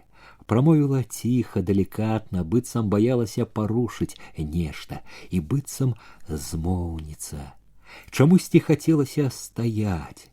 Стаяць сярод ціхага, з ледзь чутным угары пошумам лесу і маўчаць. Маўчаць, як гэтыя засяроджаныя, зацятыя дрэвы. Ты змерзла, заўважыў ён, што яна дрыжыць. Не, нічога. Уздыміся трохі. Ён дастаў кажух з-пад яе і сябе, накрыў ёй плечы, затуліў калені, заклапочана і пяшчотна, з насцярогай пільнавала. Абдымаць возьмецца, абшчэпіць. Чамусьці вельмі не хацелася цяпер гэтага. Здавалася, гэта разбурыла б тое харошае, што поўніла ўсю, і рада была, што з пашанай абышоўся. Адзначыла толькі, рука яго на момант затрымалася на яе каленях. Даўгавата затульваў калені ёй, але адарваў руку. Я ненадоўга, сказала яна. Сказала невядома чаму. Бо хто ёй не даваў быць тут доўга? Сама сабе нібы загадала, нібы баялася чагосьці, калі застанецца доўга. Я таксама, прамовіў ён, дадаў тонам важнага клопату, сход у загаллі. Заўважыла, ён нечым недовольны, незразумела чым, здалося далёка думкамі ён, сваімі думкамі, далёкімі ад яе, і ўвесь ён пабачылася далёкі, узяло раптам вострае. Не раўня яны, чужыя. Падумала з папрокам сабе, Божа, што яна ўдумала, на што спадзявалася, чаго прыйшла, ледзь стрымала сябе. Є ў вас калі час для сябе, прамовіла здзіўлена і нядобра. Цяпер мала, адказаў ён тоячы недовольнае. Цяпер не да асабістых спраў. Як жа жыць так? Гарачая пара ў нас цяпер, адказная. Ён сказаў шчыра, дружалюбна, нібы са спадзяваннем, што яна зразумее, адчуе, як яму. Яна адчула, згадала на момант той даўні сход у школе. Душу кранула спачуванне яму, але блізкасць, якая так хораша толькі што чулася, усё ж не вярнулася. Нейкі час маўчалі побач розныя, далёкія. Ён, відаць, адчуваў гэту адасобленасць. Яна яму, пэўна ж, не падабалася, але ён не рабіў нічога, каб развеяць яе. Ці ўзрушаны быў вельмі, ці не спрактыкаваны ў такіх справах. Вельмі магло быць, што ён не знаходзіў, як трымацца, як павесці гаворку. Можа, і недовольнасць і стрыманасць яго былі ад гэтага. Як ты жывеш? Павярнуўся да яе. Цяжкавата, вымавіў ты. Так і жыву. Яна сказала знарок весела, бесклапотна. Трэба выходзіць на дарогу, параіў ён шчыра, на сваю, сапраўдную. Дзе яна? Тая моя. Ганна нібы пакпіла задзірліва. Ён не адгукнуўся на смех яе, сказаў пераканана, сур'ёзна. У цябе добрыя здольнасці, ты многа можаш дасягнуць. Аге, падхапіла яна насмешліва, з маёй граматай. Колькі яе ў цябе? А ніколькі. Зусім не вучылася. вучылася і багата, толькі не таму, што некаторыя. Кароў даіць, на кроснах ткаць. Трэба вучыцца. Ён цяпер знайшоў сябе і гаварыў і трымаўся ўпэўнена, і падобна было давольны быў сваёй роляю дужага, дасведчанага, мужчынскай роляю. Цяпер усюды патрэбны пісьменныя. На любым заводзе, у артелях, ды і калгасах. У вас жа ў школе гурток ёсць. А што ж не вучышся? Спрабую. Трэба. Ён помаўчаў. Ганне здалося, пра яе, мабыць, думае, от з якой цемнатой звязаўся. У душы ўскінулася ганарлівая: не ўсё шчасце ў вашай грамаце. Свая грамата ёсць. Звязаўся, нядоўга і развязацца. Ніхто не набіваецца. Ён раптам ашаламіў. А то, можа, у мястэчка давай. Апярэджваючы яе пытанне, дадаў: у мястэчку лягчэй будзе вучыцца. Яна ў момант убачыла мястэчка чыстае, святочнае, сябе ў ім, прыбраную, незнаёмую. Мястэчка было, што там не думай, як бы вышэйшым светам. Яно вабіла. І словы Башлыкова завабілі, аж нібы закружылася галава ад прадчування нязнанага, цудоўнага. Яна намаглася, адолела непатрэбнае захапленне, прамовіла разважліва з насмешачкай: што я там рабіць буду? У нас артелі там, сказаў Башлыкоў стала, надзейна. Работніцай можна будзе ўладзіць. Спачатку падвучыцца трэба будзе, канешна. Пабудзеш вучаніцай, а там майстрам станеш. Спецыяльнасць і прафесія рабочая. Рабочы клас, можна сказаць. Ну, а там і далей можна пайсці. Адтуль табе усе дарогі адкрыты. Унё, так проста. Стрымала я на сябе, хоць ад слоў яго ўсё ж нібы кружылася галава. Няпроста і не так страшна, як ты думаеш. Ён чула зазлаваў на яе недавер'е, загаварыў гарачэй. Ты думаеш, з чаго пачынаў? З таго ж, можна сказаць, што і ты. Распісацца ледзь умеў, але рашыў, возьмуся, адолею ўсё. І ўзяўся. Гурткі, курсы, камсамол, работа і самаадукацыя. І дабіўся. Дык то вы, знарок запярэчыла яна. Галоўнае захацець і праявіць настойлівасць. І ўсяго даб'ешся. Ты зможаш, я бачу. Праз некалькі хвілін ён раптам перарваў гарачую гаворку, сказаў клопатна: ну, мне трэба ехаць. Справа чакае. Трэба дык трэба, згадзілася яна, тоячы шкадаванне. Ён завярнуў коня, тузануў лейцамі. Вазок лёгка, нячутна паплыў да шляху, перацяў шлях. Ужо калі па баках разышлася роўняць шэрага поля, ён аб'явіў: заўтра выберуся на больш. Зможаш? Прыйду. Туды ж? Добра. Башлыкоў падвёз яе да гумнаў і адразу завярнуўся. Хутка вазок яго знік у потемку. Яна прайшла некалькі крокаў і стала на сцежцы, поўная тлумнага, супярэчлівага хвалявання.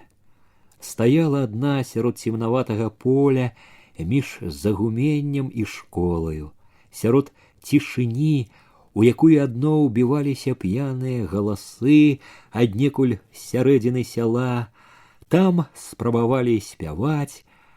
Яна не думала ні аб чым, не спрабавала разабрацца ў тым, што адбылося, нібы разумела, што ні да чаго ўсё роўна цяпер думанне, не дадумаецца ні да чаго.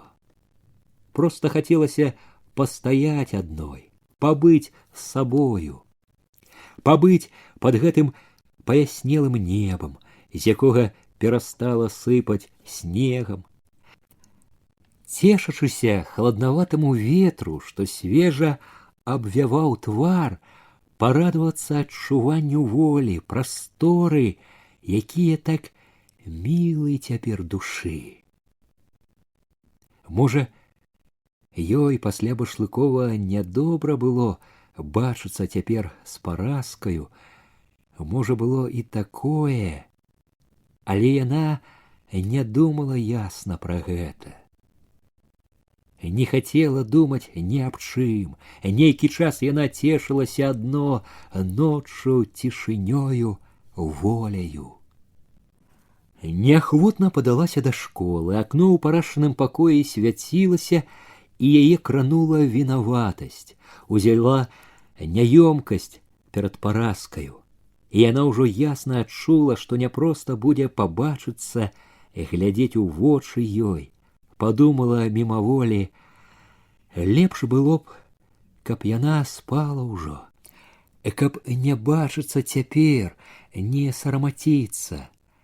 Нацятаю была, калі, прыцішваючы крокі, прайшла паўз паску святла з парашанага пакоя, чакала з насцярожанасцю, што выйдзе з дзвярэй сама, паглядзіць, зразумее ўсё.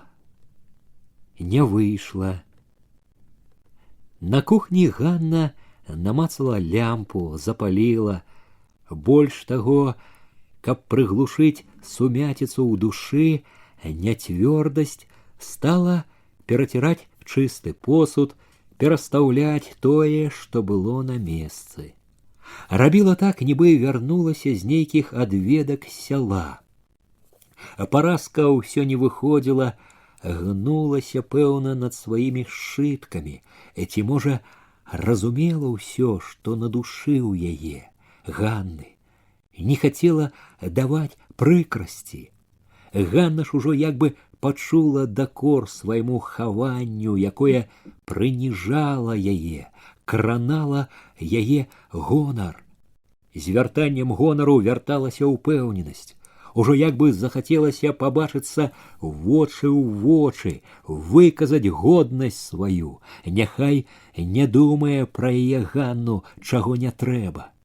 Смела адчыніла дзверы. «Слепіш вочы ўсё», прамовіла амаль задзірыста. Параска як бы неахвотна адарвалася ад стала, але сустрэла неспадзявана давольнаю, нават шчаслівую усмешкаю. «П'еску выкапала, такая смешная, рогату будзе на ўсё глінішча. Тут адна ролька ёсць, удавы барыні. Хочаш, дам табе па знаёмству?» «Найшла пра што?» — папракнула Ганна.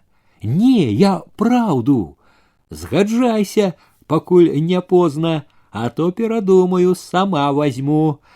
Зайздросная ролька. Кар'еру можна зрабіць адразу славутай артысткай стаць, на ўсё глінішча праславіцца. Ну, хопіць мне той славы, што ўжо е. От дзівачка, удачы сваёй не бярэш. Ну што ж, я сказала, дело твоё, кусай потым локти сабе». Параска помолчала, амаль не мяняючы тону гаворкі, сказала: «Заязджаў твой былы». Былы прамовіла з націскам, з насмешачкай. Гаварыў што? Не таіла насцярожанасці. Не, нічога, пабачыць захацеў, занудзіўся. І не пачакаў. негасцінна сустрэла. Пагаварылі яшчэ тым жа ладам. Параска раптам з адчайнай рашучасцю пазвала: «Давай пагуляем. Першы ж дзень новага года як-ніяк. Не будзеш больш першага». Учора быў вечар у школе, было поўна дзядзькоў, цётак, вучняў. Як заўсёды і ў класах, і ў калідоры, і пад вокнамі. Даклад быў парашчын пра Новы год, вучні групкаю і паасобку спявалі песні, чыталі вершы. Была і п'еса маленькая, позна пачалі і позна скончылі, апоўначы. Параска шчаслівая і стомленая, адно павіншавала Ганну і павалілася спаць. Параска адразу захадзілася, кінулася ў куток, дзе стаяла шафа з адзеннем, выхапіла адтуль фасоністую бутэлечку, што бліснула густа чырвона. О, наліўка вішнёвая! Галіна Івановна спіць уже, паспрабавала угаманіць яе Ганна. Ну, дык мы тут. Параска змяла со стола кніжкі, журналы, сшыткі, поставила с лупом бутэльку. Ганна заспешалася на кухню, стараючыся не стукаць, хапатком унесла, што было закусіць. Як ведала, у ранку зрабіла студзень. Так што закускі было добрай. Ну вот.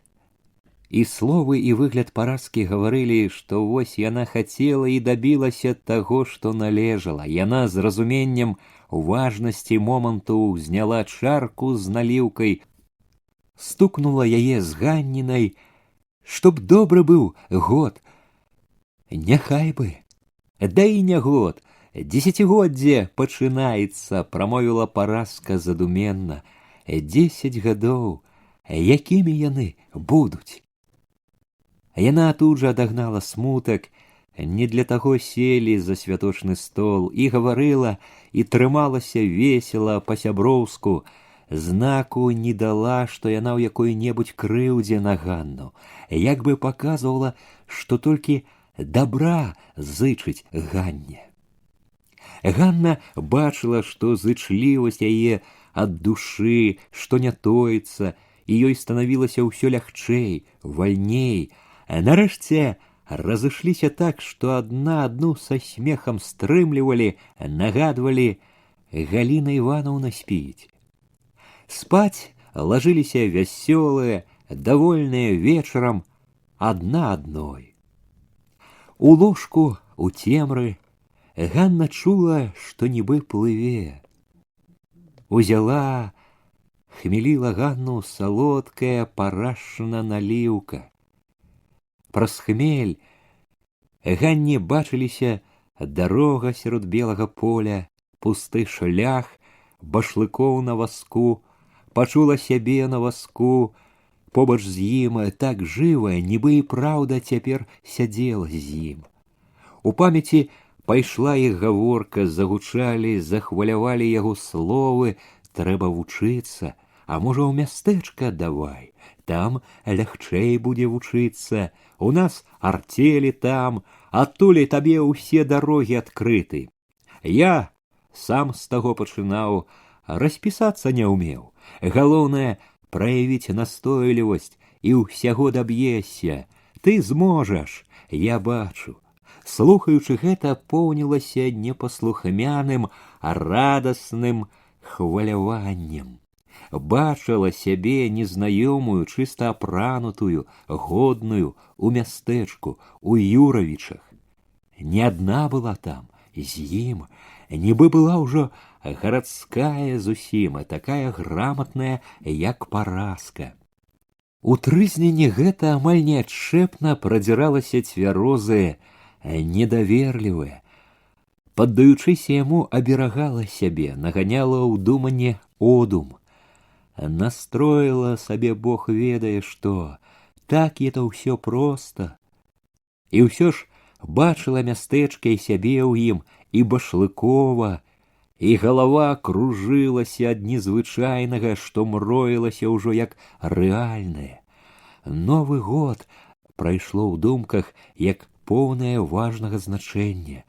новае пачынаецца. Пачалося. Чула, што як бы разарвалася ці вось-вось разарвецца ўсё, што аблытала, абціскала яе. Сярод гэтага думання халадком працяла, ці ведае ён пра Яўхіма, што ў яе такі муж з такой сям'і, а калі не ведае і даведаецца, то што скажа? Але гэта адышло лёгка. Мала хто быў яе мужам. Што было, сплыло. У сне ёй бачыўся горад. Не Юравічы, а нейкі нябачаны, неймаверна вялікі, і снілася, што яна блукае па незнаёмых вуліцах, шукае і ўсё не можа знайсці свой дом. У адчаі яна прагне знайсці Башлыкова, ён ведае ўсё і не можа ніяк знайсці яго. Назаўтра пад вечар яна зноў была ля шляху. Першым поцемкам убачыла вазок. Башлыкоў здалёк выглядзеў яе, борзда пад'ехаў. Калі зноў збочылі ў лес, Башлыкоў спытаў раптам: «Ты была ў нароўлі?» «Не», — здзівілася яна. «Я один раз. З'ездзім?» Яна зразумела, сказаў невыпадкова, абдумаў загадзя, адказала, не вагаючыся: «А чаго ж? Так і быць», — прамовіў ён задаволена, «адзначым Новы год і сустрэчу». Ён завярнуў вазок, выкіраваў на шлях. Між двух блізкіх адхонаў спусціліся на грэблю. На грэблі мацней хадзіў вецер, абапал было адкрытае поле, балота. Калі ўздымаліся шляхам пасля балота, насустрач прайшлі сані, моўчкі размінуліся. У потемку было не разабраць хто, і іх, мабыць, не пазналі. Зноў былі адны з цемрай, з ноччу. «Утаміўся я», — сказаў Башлыкоў шчыра. «Усе гэтыя ночы сходы, і без поспеху, можна сказаць, не паддаюцца мужыкі. Рукамі і нагамі за лапік свой трымаюцца, як у тваіх глінішчах».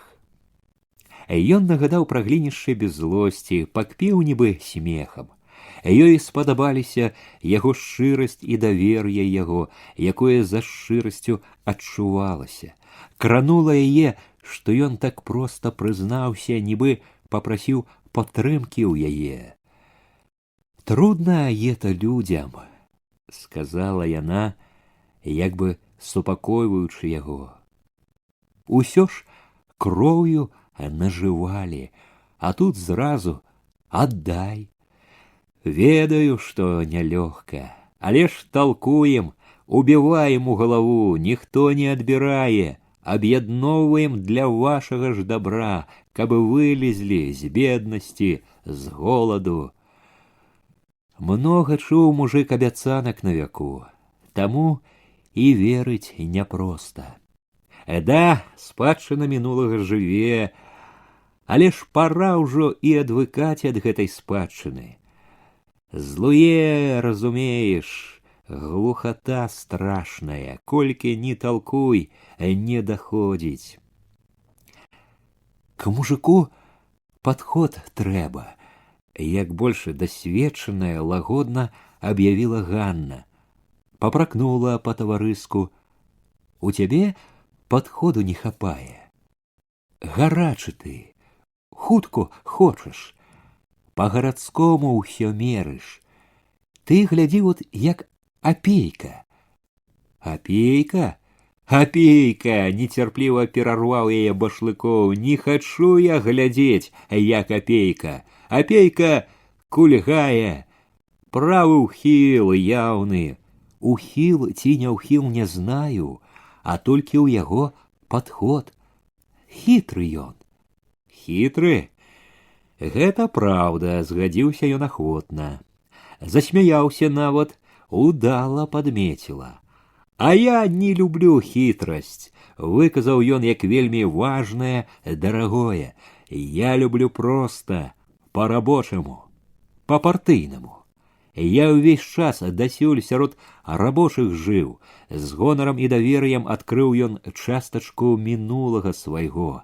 На чыгунцы, прывык рэзаць проста, і далей буду так. Ёй не хацелася спрачацца з ім, але была нязгода з тым, што ён казаў. У жыцці не заўсёды разумна гэта рэзаць. Памкнулася памагчы, падказала яму: знаеш, часам абышоўшы, хутчэй дойдзеш, як на прасткі. Гэта на балоце, сказаў ён рэзка, амаль з насмешкай. У палітыцы трэба ісці толькі прама. Яна прамаўчала яму, прытаіўшы крыўду, падумала: усё ж яны розныя вельмі, і ганарлівы занадта ён, не ўмее слухаць. Ехалі зноў моўчкі і нібы адасобленыя. Башлыкоў, мабыць, каб разагнаць гэтую нядобрую маўчанку, чужаватасць, пакпіў сябе: не прыжывуся я ўсё ніяк да вашай зямлі і да вашых парадкаў. Па дому свайму ўсё нуджуся, як мару выказаў. Вось выканаю тут заданне і папрашуся назад да сваіх, у Гомель, на чыгунку. І гэта не спадабалася, хоць і кпіў, а нібы хваліўся горадам, парадкамі сваімі, нібы вышэйшасць сваю паказваў. Але не адазвалася на яго прымірэнне больш з-за ранейшай крыўды. Няхай ведае, што ў нас таксама гонар ёсць. Башлыкоў трохі маўчаў, потым раптам захваляваў гаворкаю пра тое, што быў у куранях у яе хаце, пазнаёміўся з бацькамі яе. Маці ў цябе з характарам. З характарам, згадзілася яна. Усё, што было да гэтага ў момант, выветрылася з душы. З раптоўным халадком у грудях чакала, што скажа зараз пра Яўхіма. Чакала быццам удару. Доўгім, назольным здалося гэта чаканне. Пакуль чакала, зазлавала на сябе, на Башлыкова, што пачаў гэта. Пацвярдзела душой, гатова была ўжо, як мае быць, сустрэць удар, калі Башлыкоў уразіў нечаканым. Ты чаму адна? Растлумачыў: не замужам. Яна прыслухалася, старалася зразумець, шчыра ён гэта, сапраўды не ведае, ці ад яе пачуць хоча. Па тону пытання цяжка было зразумець, чула толькі, што пытанне гэта важнае яму, і што, можа, думаў пра гэта. Нялёгка адужала хваляванне, выціснула, нібы жартуючы: не бярэ ніхто. Не падобна, цвёрда, сур'ёзна прамовіў ён. Не падтрымаў жарту. Яна спахмурнела, адказала нелагодна, паспытала: больш не хачу. А што? Разышліся. Божа мой, няўжо ён праўда нічога не ведае? Не ведае, пэўна ж, што яму сказаць. Разышліся, зазлавала. Няма яго, лічы. Памёр. Памёр? Не хачу я, пра яго адрэзала. Ехалі зноў моўчкі, кожны па сабе. Тады ён загаварыў, стаў лагодна, раздумліва расказваць пра сябе. Можа, таму, што вінаватым чуў за тое, што зрабіў, прыкрасць ёй, а можа, ад таго, што згадка пра яе бацькоў напомніла яму пра сваё. Аказалася, і яму паспытаць давялося. Не ў харомах рос, у цёмным бараку, без бацькавічам, Бацька кінуў сям'ю, маці цёмная зарабляла грашы, хоць рабіла свету не бачачы. Пасля работы на складзе, там прыбіральшыцай была, вечарамі, вольнымі днямі мыла бялізну багацеем. У пакоі іх тады не было як дыхаць ад пары, сцінала грудзі, кашаль душыў, а жылі так, што хлеб не заўсёды быў на стале. Ён старэйшы, ледзь хадзіць навучыўся, давялося памагаць маці, зарабляць. Пачалося з бялізны, якую маці мыла, разносіў па дамах, тады аддалі вучыцца ў майстэрню на цесляра. Багата перапробаваў ён работ, пакуль знайшоў сваё месца, але і цяпер няпроста ў яго дома. Сястра Нінка, няшчасная, калека. Брат здаровы, пешчаны, разбэсціўся зусім, з нэпманаўскай дачкою надумаў ажаніцца. Робіць яго Башлыкова нэпманаўскім сваяком. Апошнія словы пра нэпманаўскага сваяка Ганну кальнула, але яна адагнала думкі пра гэта. Шчырая гаворка Башлыкова ўзрушыла яе, акрамя таго, што ёй неабыякавым было ўсё, што яму давялося паспытаць, шчырасць яго кранула Ганніна сэрца тым, што ён, не тоячыся, шануючы, як бы ўвёў яе ў сваю сям'ю, у сваё жыццё. Яе ўсхвалявала, што жыццём сваім ён падобны на яе, можна сказаць, блізкі ёй. З удзячнасцю яму за шчырасць яна пачула блізкасць сваю яму. Ад звычкі за добро плаціць добром яна, хоць і стрымана, коротка расказала яму пра сваіх: бацьку, мачыху, Хведьку. А расказала таксама шчыра, праўдзіва, ні словамі, аднак не згадала Яўхіма і Васіля. Да тайны гэта яна не захацела дапусціць яго. Тайна гэта, здалося, лягла між іх, як нейкая вельмі чутная мяжа. Ён ці не пачуў гэту тайну, ці не надаў ёй значэння, абняў Ганну за плечы, прытуліў да сябе. Яна не здзівілася, не спрабавала вызваліцца. Не дзеўка, ведала, што гэта будзе, раней ці пазней будзе. Тоячы сваю тайну, чутную ёй цяпер, маўчала, паслухмяная ў яго абдымку. Каб не тайна гэта, ёй было б зусім хораша. Але тайна была, жыла ў ёй. Мімаволі прайшло ў думках: няўжо ён так і не ведае нічога пра Яўхіма? Для іх, для партыйцаў, гэта, здаецца, важна ж. Ці ведае і не зважае? Смелы такі, любіць так. Праўдзіва і смела яна, аднак, не наважвалася высвятляць, баялася рызыкаваць тым, што ёсць. Адагнала думанне неспакой, моўчкі цешылася яго ласкай, цішынёй, бегам васка, шараватай упоцемку дарогай. Толькі калі пачула яго далонь пад кажухом на грудях, адвяла руку Башлыкова. Не трэба. Ён паслухаўся. Мелькам адзначыла: ехалі незнаёмым полем. Шлях на Юравічы быў даўно ў баку. Ішло і ішло гэта шэрае, нібы зажуранае поле. Потым поле скончылася, палезлі насустрач хаты, кінуўся пад каня сабака. Калі хаты адступілі, пачаў выбягаць чорнымі купамі нейкі лазняк. Вазок стала моцна хіліць з боку на бок, так што самой трэба было туліцца да Башлыкова. За лазняком пайшла роўная дарога.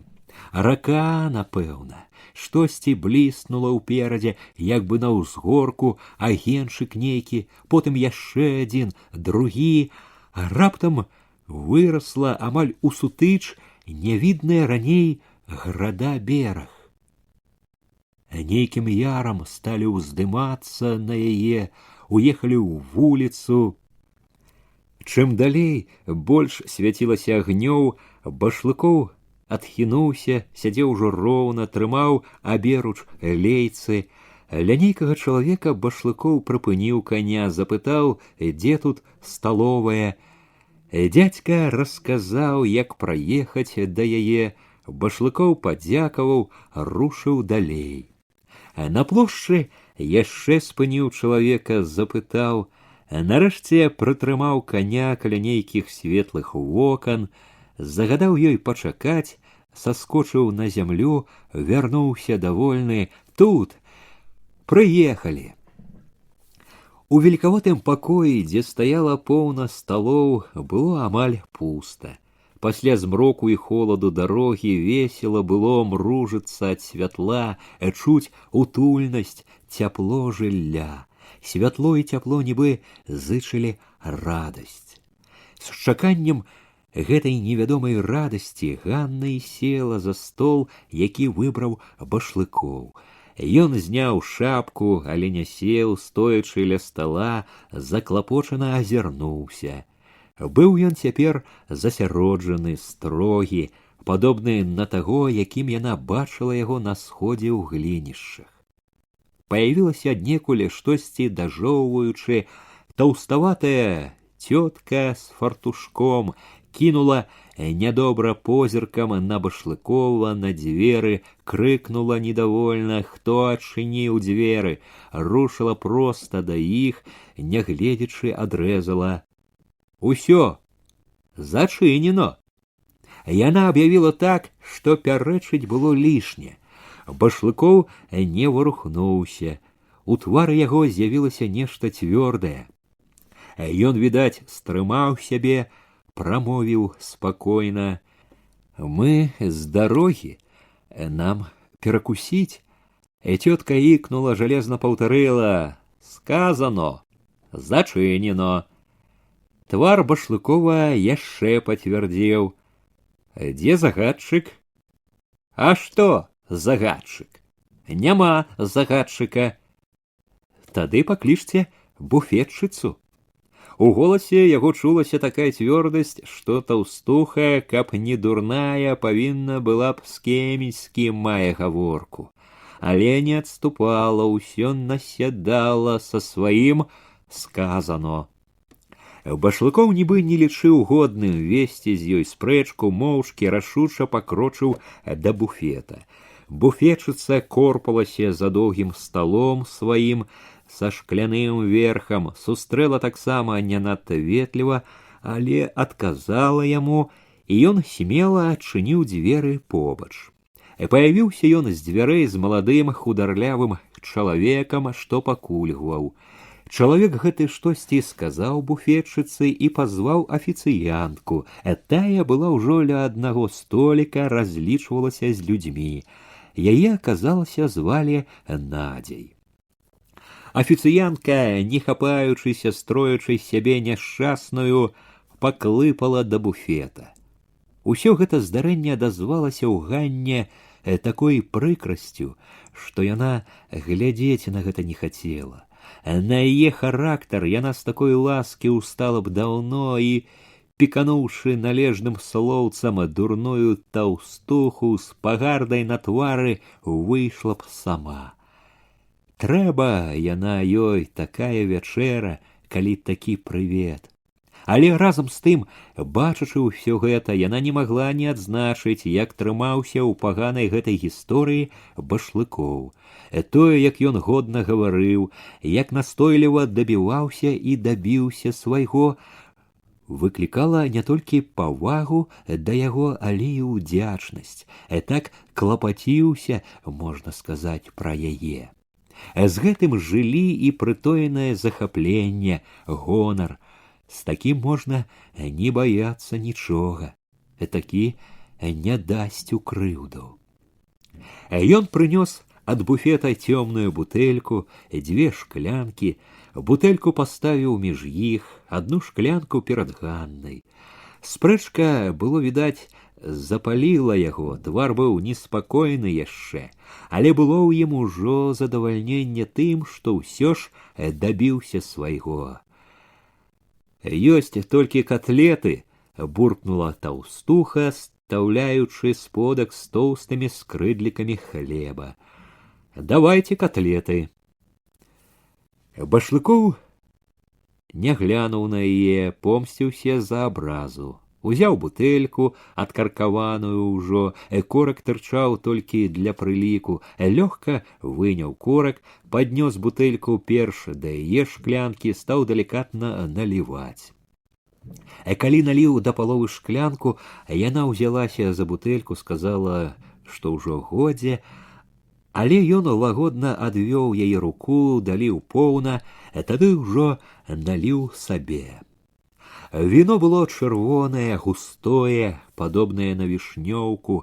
На бутэльцы, аднак, была паперка з нейкімі зялёнымі ягадамі, гарамі, прыгожымі залатымі літарамі.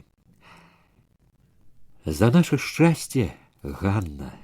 Башлыкоў глядзеў ёй у вочы глыбока, прыхільна. «За новы год!» У голасе яго як бы было штосьці асобае, абяцанне і спадзяванне нібы. Голас гэты незразумела хваляваў. Віно было добрае, салодкае, не вішнёўка, невядомае нейкае, не тое, што дурная самагонка. Гэтае хацелася піць смакуючы. Яна і смакавала, хоць і старалася не паказваць гэтага. Незвычайнае, дзіўнае віно гэтае як бы ўзмацняла незвычайнасць усяго, што адбывалася. Ён выпіў, адзначыла да дна, адзначыла з павагаю, бо помніла, паразка казала, не п'е наогул. Дзеля яе, значыць, выпіў. Яна ўсё ж стрымалася, выпіла толькі палову, як і належала. Палову пакінула ў шклянцы. Ён заўважыў, папрасіў дапіць, але яна не паддалася. Паказала, што дбае аб прыстойнасці, і ела котлету з тоўчанай картопляй, таксама помнячы сябе, неяк галодная. Башлыкоў даліў ёй у шклянку, а сабе зноў наліў поўна, і зноў яна не дапіла, елі моўчкі, трымаліся як проста знаёмыя, нібы нават чужыя. Ганне гэта падабалася. Нашто ж сарамаціцца перад людзьмі, выстаўляць тое, што ў душы, тое, што ў душы і павінна быць, для адных іх.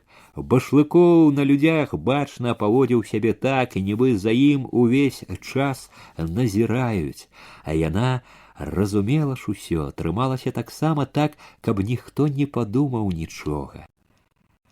Не глядзела нават на яго, хоць і некалькі разоў чула вострыя позіркі яго на сабе, але хоць амаль не гаварылі, хоць амаль не перамаўляліся і вачыма, было ў Ганны і, пэўна ж, у Башлыкова хорошае адчуванне блізкасці, святочнасці. Да ўсяго і віно, хоць і слабое, а ўсё ж паволі брала больш і больш. Хмеліла галаву, усё цела. Ганна чула сябе ўсё лягчэй, усё весялеў і ён, весялеў і нібы прыгажэў. Рабіўся прасцейшым, бліжэйшым. Яны скора ўзняліся, выйшлі. Калі сталі пры вазку, Башлыкоў узяў яе за локаць, нахіліўшы твар да яе, сказаў шчыра, з прыяцельскім смехам: «Ты ведаеш, ад самага прыезду ў мяне першы такі вечар, што я вось так гуляю». Ён адзівіўся з сябе, запрашаў: яе падзівіцца. Захмялелы ён быў, здавалася, зусім адкрыты і дабрэйшы, і нібы маладзей выглядаў. Тут у потемку на адзіноце было лепш, лягчэй. Не крывілася таўстуха, не карцелі іншыя, не трэба было так берагчыся ад чужых вачэй, вальней было. І пасля цяпла і віна ў радасць быў халодны ветер, што пачынаў мясці снегам. Яны селі ў вазок і паехалі па мястэчку, што моўчкі абступала іх каменнымі і драўлянымі пабудовамі, дрэвамі, цемраю, сярод якой яшчэ часта значыліся светлыя вокны. Але ўсё гэта мала цікавіла Ганну. Мястэчка як мястэчка, што тыя ж Юравічы. На халодным ветры хмель хутка сыходзіў, у галаве яснела, і хоць нібы, як і раней, добра было, ужо больш і больш учэпліваліся, вярэдзілі думкі. Ноч дадому не блізка. Пакуль дападуць, будзе за поўнач. Як яна явіцца да паразкі ў такі час? І не так паразкі трывожыцца трэба, як Галіны Іванаўны, гэта не тое, што паразка, строгая, недовольная век, пачуе адразу, выгаворваць стане. І да дня далёка, калі надыдзе той цяперашні позні дзень, дзень, у які можна будзе вярнуцца, як бы задведзен, узяло раптам. Можна было б, праўда, явіцца ў Бярозаўку да цёткі. Можна было б, запярэчыла сабе, але не сярод ночы. Як ні думай, пакпіла сябе, застаецца адно начаваць у полі ці ў лесе, на марозе. А чаго ж, падхапіла задзірыста, можна і ў полі, на марозе, такой бяды. Пра штосьці, можа, пра тое ж самае думаў і Башлыкоў. Яна наогул не любіла, калі ён уцінаў падбародак у каўнер паліто, задумваўся, тачылася падазрэнне, нібы яго бярэ нядобры одум. Цяпер падавалася, быццам ён шкадуе, што выдумаў гэта, палез невядома чаго ў такую далеч. Яна першая і бадзёра заявіла, што пара дадому. Наглядзеліся, наездзіліся ўжо. Башлыкоў як бы толькі і чакаў, адразу павярнуў каня, відаць, да берага. Вецер біў цяпер амаль насустрач, кідаў свежым снегам. Адчувалася, што завея ўсё разыходзіцца. Ганну не палохала завея, нават радавала яе, уздымала дзіўна весялосць, разганяла нудныя развагі. Нешта завейнае, мяцельнае білася ў Ганне. Праз завейную мітусню яна чула, адгукалася на ўжо рэдкія агеньчыкі ў хатах. Агеньчыкі гэтыя трывожылі і вабілі яе. Там, дзе яны бліскалі, мроілася Ганне жыццё, якога яна не ведала, непадобнае на яе. Там з гэтымі агнямі бег паўз яе свет не толькі незнаёмы, але і утульны, поўны святла і цяпла. Свет, які ледзь адкрыўся ёй, дзякуючы Башлыкову, і які павінен быў вось-вось знікнуць. Што іх чакае там, у полі, сярод мяцеліцы, што разгульваецца. На самым выездзе з вуліцы, дзе блізка зашарэла шырокая рухомая роўняць, бліснуў яшчэ агеньчык, як апошні кліч, і яна раптам з тым імкненнем, якое ўскідвалася ў ёй у момант, схапіла Башлыкова за руку, за лейцы. «Давайте заедем».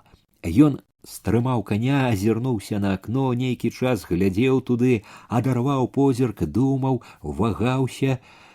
«Дадому позно», — выказала нецярпліва яна, — «дай мяцеліца».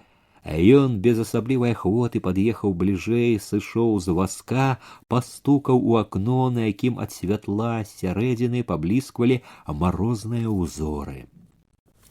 Там за марознай мярэжай паявіўся цень. Прытуліўшыся да яго, Башлыкоў папрасіў: «Выйдзіце на хвілінку». Цень нейкі час яшчэ чарнеў на шыбе, потым прапаў. У доме чулася нейкая гаворка. Нарэшце стукнулі дзверы недзе, потым рыпнулі веснічкі пры варотах. У іх акрэслілася цьмяная постаць, а можна было вызначыць мужчына ў кажуху. «Хто тут?» У голасе дзядзькі чуліся цікаўнасць і неспакой. Але ён прыхоўваў іх, гаварыў спакойна, амаль абыякава. «Мяцеліца разгульваецца», — сказаў Башлыкоў, здалося яшчэ з нерашучасцю. «Ці не можна спыніцца ў вас, пакуль прыціхне?» Так Ганна прыкмячала, Башлыкоў адчуваў сябе няёмка. Але можна было падумаць, няёмкасць гэта была да таго, што трэба прасіць, даваць людзям клопат. Бачачы, што дзядзька-гаспадар прыглядаецца да іх, ахвотна памагла Башлыкову. «У Хвойнікі едзем, з Міхалак, у гасцях былі, дык от позна выбраліся». Яна лёгка выдумляла, было весела ад таго, што яна вось лаўчэй за Башлыкова ўмее распарадзіцца ў бядзе, як бы разумней за яго. Дзядзька прыгледзеўся і адчыніў вароты. Заехалі, распраглі коня, паставілі ў хляве, далі з вазка сена, а разам з дзядзькам падаліся да ганка. Башлыкоў доўга абтрэсаў, абіваў снег на ганку ў сенцах. Усе, хто быў у хаце, адразу з цікаўнасцю навастрыліся на іх. Былі тут немаладая вясковага выгляду жанчына, што нешта латала, чарнявая, падобная на маці дзяўчынка гадоў 12 за сталом з кніжкай. Адзін хлопец, трохі меншы за дзяўчынку, стрыжаны, бялявы, сядзеў на палку пры печы. Двое ці трое зырылі з печы. Ганна і Башлыкоў весела прывіталіся. «Папрасілі ў гаспадара вашага дазволу перабыць ноч. Мяцеліца разгулялася», — сказаў Башлыкоў да гаспадыні, стараючыся трымацца проста. «А чаго ж, пабудзьце», — адказала прыхільна жанчына. «Тут і заблудзіцца нядоўга. На рацэ і ўдзень бывае, з дарогі збіваешся. Калі ў мяцеліцу бярэшся з таго боку». Башлыкоў бачыла, Ганна быў насцярожаны. Перахапіла, як ён востра зірнуў на гаспадара, нібы правяраў, ці незнаёмы той, ці не пазнаў, хто да яго ў госці. Хоць стараўся трымацца ўпэўнена, Ганна адзначыла, што ён стоена нацяты. Неспакойнаю была і яна. Нават пашкадавала раптам, што падбіла Башлыкова завярнуць сюды. У той момант здалася не так ужо і страшнаю ноч у полі. Але змяняць позна было. Заехалі дык заехалі, трэба прынараўлівацца да таго, што ёсць. Павяла бяседу, якую належала весці ў чужой хаце, каб паказаць сябе як гасцей найлепшым чынам. Як бы дзякавала за прытулак, паскардзілася, на вуліцы мяце, страх, холад бярэ, конь змарыўся. Упікнула сябе за неразумнасць, позна выбраліся, не паслухаліся добрых людзей, раілі ж пачакаць да раніцы. Праўда, разважыла зодумам, хто ж тады знаў, што будзе так. Ціхо ж са ўсім было. За гэтым узялася распытваць пра сям'ю. Перш пра дзяўчынку, што хілілася над сталом, як завуць, як вучыцца, пахваліла. Відно адразу, што старатлівая. Пацікавілася пра хлопца на прыпеку, пра тых, што зіркалі з печы. Башлыкоў гаварыў мала. Ганна проста падзівілася, да чаго ён няспрытны быў тут. Праўда, гаспадар трапіўся таксама не надта гаваркі, але ж няўжо не можна было яму, такому адукаванаму, разгаварыць дзядзьку. Маўчалі абодва, дымілі адно папяросамі, а падобна было, Башлыкоў усё не мог прызвычаіцца да таго, што заехаў сюды, папракае, пэўна, сябе, яе, зазлавала раптам на яго, ну і хай, сам вінаваты ва ўсім, сам выдумаў ехаць на ноч гледзячы, а мерзнуць у полі яна не будзе, вялікая ахвота калець у полі такую ноч. Тут гаспадыня ў гаворцы, нібы знарок, назвала ёй Башлыкова. Ваш чалавек. Ганна ад неспадзеўкі ледзь не выказала праўду, але ў час спахвацілася, паказалася абыякавасцю, як бы даўно прывыкла да гэтага яе чалавек. Пазней ужо не вытрывала, хітравата бліснула на Башлыкова, затаіўшы смех, значыцца, ўжо чалавек і жонка, як ён да гэтага неспадзяваны чалавек. Гаспадыня перарвала гаворку, захадзілася, трэба ж даць павячэраць людзям з дарогі. А яна адразу попрасіла прабачыць, што жывуць бедна, ды павячэралі ўжо, так што няхай госці не крыўдуюць. Башлыкоў адразу перастаў дыміць, устаў нават, цвёрда аб'явіў, што павячэралі зусім нядаўна таксама, заехалі ў сталовую. Ганна памагла яму, але гаспадыня ведала закон, зрабіла сваё. Паставіла міску з гуркамі, міску з капустай, нарэзала трохі хлеба. Ганна для прыліку ўзяла гурок, з'ела са скібачкай хлеба, паспытала капусты, пахваліла ўсё, падзякавала, следам за ёй пачаставаўся і яе чалавек. Мы вам у баковачцы, сказала раптам гаспадыня. Ганна ад гэтай навіны стаілася, мімаволі зірнула на Башлыкова. Башлыкоў не паказаў неспакою, ён ужо ўстаў за стала, намерыўся было, відаць, зноў задыміць, пацягнуўся ў кішэню за папяросамі. Пачуўшы словы гаспадыні, перахапіўшы Ганнін позірк, ён прамовіў паважна, стрымана: не трэба. Ён павёў вачыма па лаўках абапал стала. Нам вось тут, на лаўках. Гаспадыня разважыла па-свойму. Вы не думайце нічога, супакоіла Башлыкова і Ганну. Там чысто. Я не пра тое, заявіў Башлыкоў. Ён на момант запыніўся, што ж сказаць. Што ж, мы прыехалі і адразу высяляем гаспадароў, а нічого, не адступала жанчына. У нас такі парадак. Госцю гадзі, кажуць. Госцю гадзі, дай сябе глядзі, падхапіла, падтрымала Башлыкова Ганна. Глядзім, глядзім і сябе, запэўніла гаспадыня. На палку паспім, пры цяпле.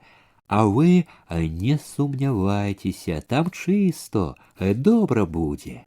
Ідзіце, перадыхніце, а рану ж ехаць, дай дарога не блізкая. У вас і тут на лаўках добра, паспрабавала адгаварыць гаспадыню Ганна. Лепей не трэба. Гаспадыня палічыла іх развагі, мабыць, за звычайную гаворку для прыліку. Загадаўшы малым спаць, запытаўшы старога, ці зачыніў вароты, параіла Башлыкову і Ганне: лямпу возьміце. Спрачацца не мела толку. Ганна для прыліку сказала: нічого, так разбярэмся. Праз адчыненыя дзверы Ганна ўжо разгледзела. Баковачка была вузенькая, адразу за дзвярыма пры сцяне стаяў ложак, засланы даматканаю у клетачку коўдраю. Ганна, ідучы туды, пачула, як стала холадам поўніцца, калаціцца сэрца.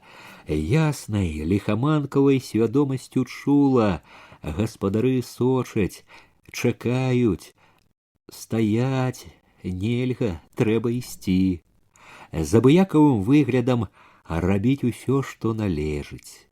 Перамагаючы халадок у сэрцы, трывогу, зайшла ў баковачку і раптам зазлавала на сябе. Чаго гэта яна так, бы на шыбеніцу? Адчула такі прыліў смеласці, хоць з гары галавой уніз. Рашучымі рухамі зняла валёнкі, скінула жакет, паклала на спінку ложка каля акна, мелькам адзначыла акно, зеленавата шарэла ад нейкага святла. Не раздзяваючыся больш, адважна узняла коўдру, схавалася пад ёй. Без трывогі слухала, як мерным крокам увайшоў Башлыкоў, зачыніў дзверы, упоцемку сеў на край ложка, пачакаўшы момант, нібы яшчэ падумаўшы, стаў шаргаць ботамі, здымаў іх, спачатку адзін, потым другі, расперазаўся, зняў гімнасцёрку, рабіў усё марудна, цяжка, як бы раздумваў усё, рабіць, не рабіць. Лёг нарэшце. Ляжаў нерухома, можа, раздумваў, правільна ці няправільна зрабіў. Муж і жонка. Ганну раптам узяў дураслівы смех, ледзь утрымалася, каб не зарагатаць. Не зарагатала, помніла, гаспадары не спяць, чуваць усё. Ён доўга ляжаў, думаў, потым Ганна пачула, павярнуўся да яе, на плячо яе лягла гарачая рука, пагладзіла плячо. «Давай спаць», — параіла шэптам яна. Ён не паслухаўся, абняў, прытуліў да сябе. Яна пацалавала яго, як хлопца, і рашуча адхіліла, загадала: «Спі». Ён сілаю прыцягнуў яе да сябе, сціснуў, стаў нецярпліва шукаць яе вусны, цалаваць, цалаваў вусны, цалаваў шчокі, шыю, гарачэў, рукі нецярпліва хадзілі па спіне, па плячах, дакраналіся грудзей, дрыжалі. Яна адказвала на яго пацалункі, адзывалася на яго пяшчоты, яе самую ўсё больш паліў агонь, ёй самой хацелася згарэць у гэтым шалёным, нясцерпным агні. Але калі рука яго, пагладзіўшы калена, хутка пайшла вышэй, яна сціснула руку, адвяла яе, выдыхнула горача, непахісна: «Не». Ён ці не паверыў ёй, ці не мог стрымацца. Стаў дамагацца, злаваць, хацеў узяць сілаю, але чым больш шалеў ён, тым больш упарцілася ў ёй нейкая нязгода, крыўда, нешта такое, цераз што яна і сама не магла пераступіць, што мацней было за яе. Ён не разумеў гэтага, не дабіўшыся, знясіліўшыся, прымушаны маўчаць, ён потым глядзеў кудысьці ў столь, часта, злосна дыхаў, мабыць, лаяў моўчкі яе, не мог зразумець яе, а ў ёй расла крыўда, крыўда і расчараванне. Доўга не магла заснуць. Яна прачнулася ад таго, што побач успыхнуў агеньчык. Ад сну першы момант не магла ўцяміць, хто побач, дзе яна. Кальнуў неспакой: Яўхім? Тады ўжо стала ўспамінаць учарашняе. Башлыкоў свяціў запалкаю на гадзіннік. «Трэба ўставаць», — сказаў клопатна, заўважыўшы, што яна прачнулася. Ён узняўся, пашукаў рукамі ў потемку, надзеў гімнасцёрку, стаў абувацца. Тады, як ён адзеўся, абуўся, ускапілася яна, знайшла валёнкі, звыкла ўздзела жакет. У акне было цёмна, відаць, толькі бралася на золак. Пад дзвярыма засвяцілася паска святла, прарэзаліся шчыліны з боку дзвярэй, у хаце запалілі лямпу. Чаго это так рано спаткала іх гаспадыня, калі яны, жмурачыся ад святла, выйшлі ў пакой. Пора, сказаў Башлыкоў сабрана, дарога не блізкая. Ці добра хоць спалі? Пытанне гэта нядобра кальнула Ганну. Здалося, нібы не толькі гасцінная зычлівасць была ў ім. А як жа, знарок абыякова адказала, добра, як лягла, так зразу, як у прорву, і не паварухнулася. Гаспадыня больш для прыліку сказала, што, можа, перакусілі б перад дарогаю, але Башлыкоў, не вагаючыся, адмовіўся. Дзякуем, не хочацца яшчэ. Ганна адзначыла, быў ён сёння, падобна, больш затоены і нейкі будзённы. Твар выдаваў цвёрдым, строгім. Інакш і яна адчувала ўсё будзённа і цвяроза, як бы пасля хмелю. З гэтым настроем абое моўчкі адзяваліся каля парога. Завязаўшы хустку, яна падзякавала гаспадыні, гаспадару, што от далі прытулак, выратавалі, можна сказаць. Выйшла, нібы заклапочаная на двор.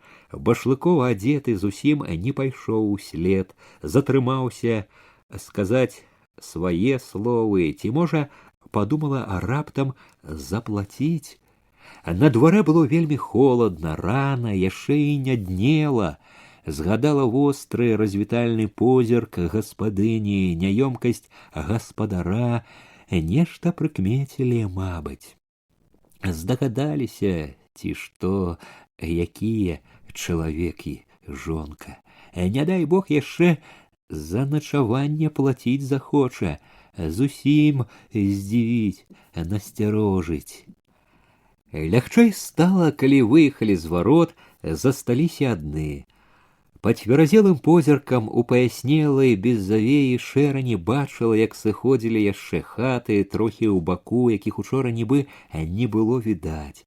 Спусціўшыся па схіле, апынуліся на цёмнай аднастайнай роўнядзі. Былі цяпер навокал толькі снег, ночы, шырокая цішыня, і яны адны сярод снегу цішыні. Снег свежа, чыста пах, а ў душы свежасці, чысціні не было, і лёгкасці, радасці не было. Дарога была там і тут, замецена гурбамі снегу, і конь груз, ішоў паволі, яго ніхто і не паганяў, спяшацца не было чаго, часу было даволі. Ужо добра ўехалі другім берагам, калі развіднілася, прасторна расхінулася белая шырыня. Амаль увесь час Башлыкоў маўчаў, думаў і жыў нейкімі сваімі сур'ёзнымі клопатамі. Калі завіднелася наводдаль бярозаўка, Ганна папрасіла стаць. Сказала, пойдзе далей пешкі. Падвязу яшчэ, прамовіў ён. Не трэба. Ён спыніў коня, а яна не адразу сышла, сядзела момант, унурыўшыся ў каўнер, думала яшчэ, потым ускінула галаву, зірнула адважна ў вочы яго, асмелілася на тое, што гняло і што баялася адкрыць. Што будзе, тое будзе. Няхай ведае. Ты чаго? Здзівіўся ён. От, думаю, виновата я перад табой. Виновата? Виновата. Вельмі. Не сказала табе, што трэба. Што? Хто быў мой муж? Хто ён? Яўхім. Глушак Яўхім. З Куранёў. Яўхім? Глушак? Яна бачыла твар башлыкова раптам вачавіткі пашарэў, твар гэты працяла трывога, але разам башлыкоў глядзеў так, як бы не верыў, як бы чакаў, што яна зараз скажа, пажартавала. Вы развяліся? Пытаў так, нібы шукаў прасветліну, бязлітасная да сябе адказала: развяла нас доля. А яна саскочыла з воска, намерылася ісці, але стала, павярнулася да яго, момант глядзела на яго, як бы чакала чагосьці, тады штосьці ўскінулася ў ёй, хутка, парыўна ступіла да яго, сціснула, пацалавала, аддала пацалунку, здалося, усю сябе. От усё, сказала рашуча, жорстка, і з той жа рашучасцю адарвалася, пайшла ад яго, разумеючы ясна, што ідзе назаўсёды, што ўсё скончылася, ледзь пачаўшыся.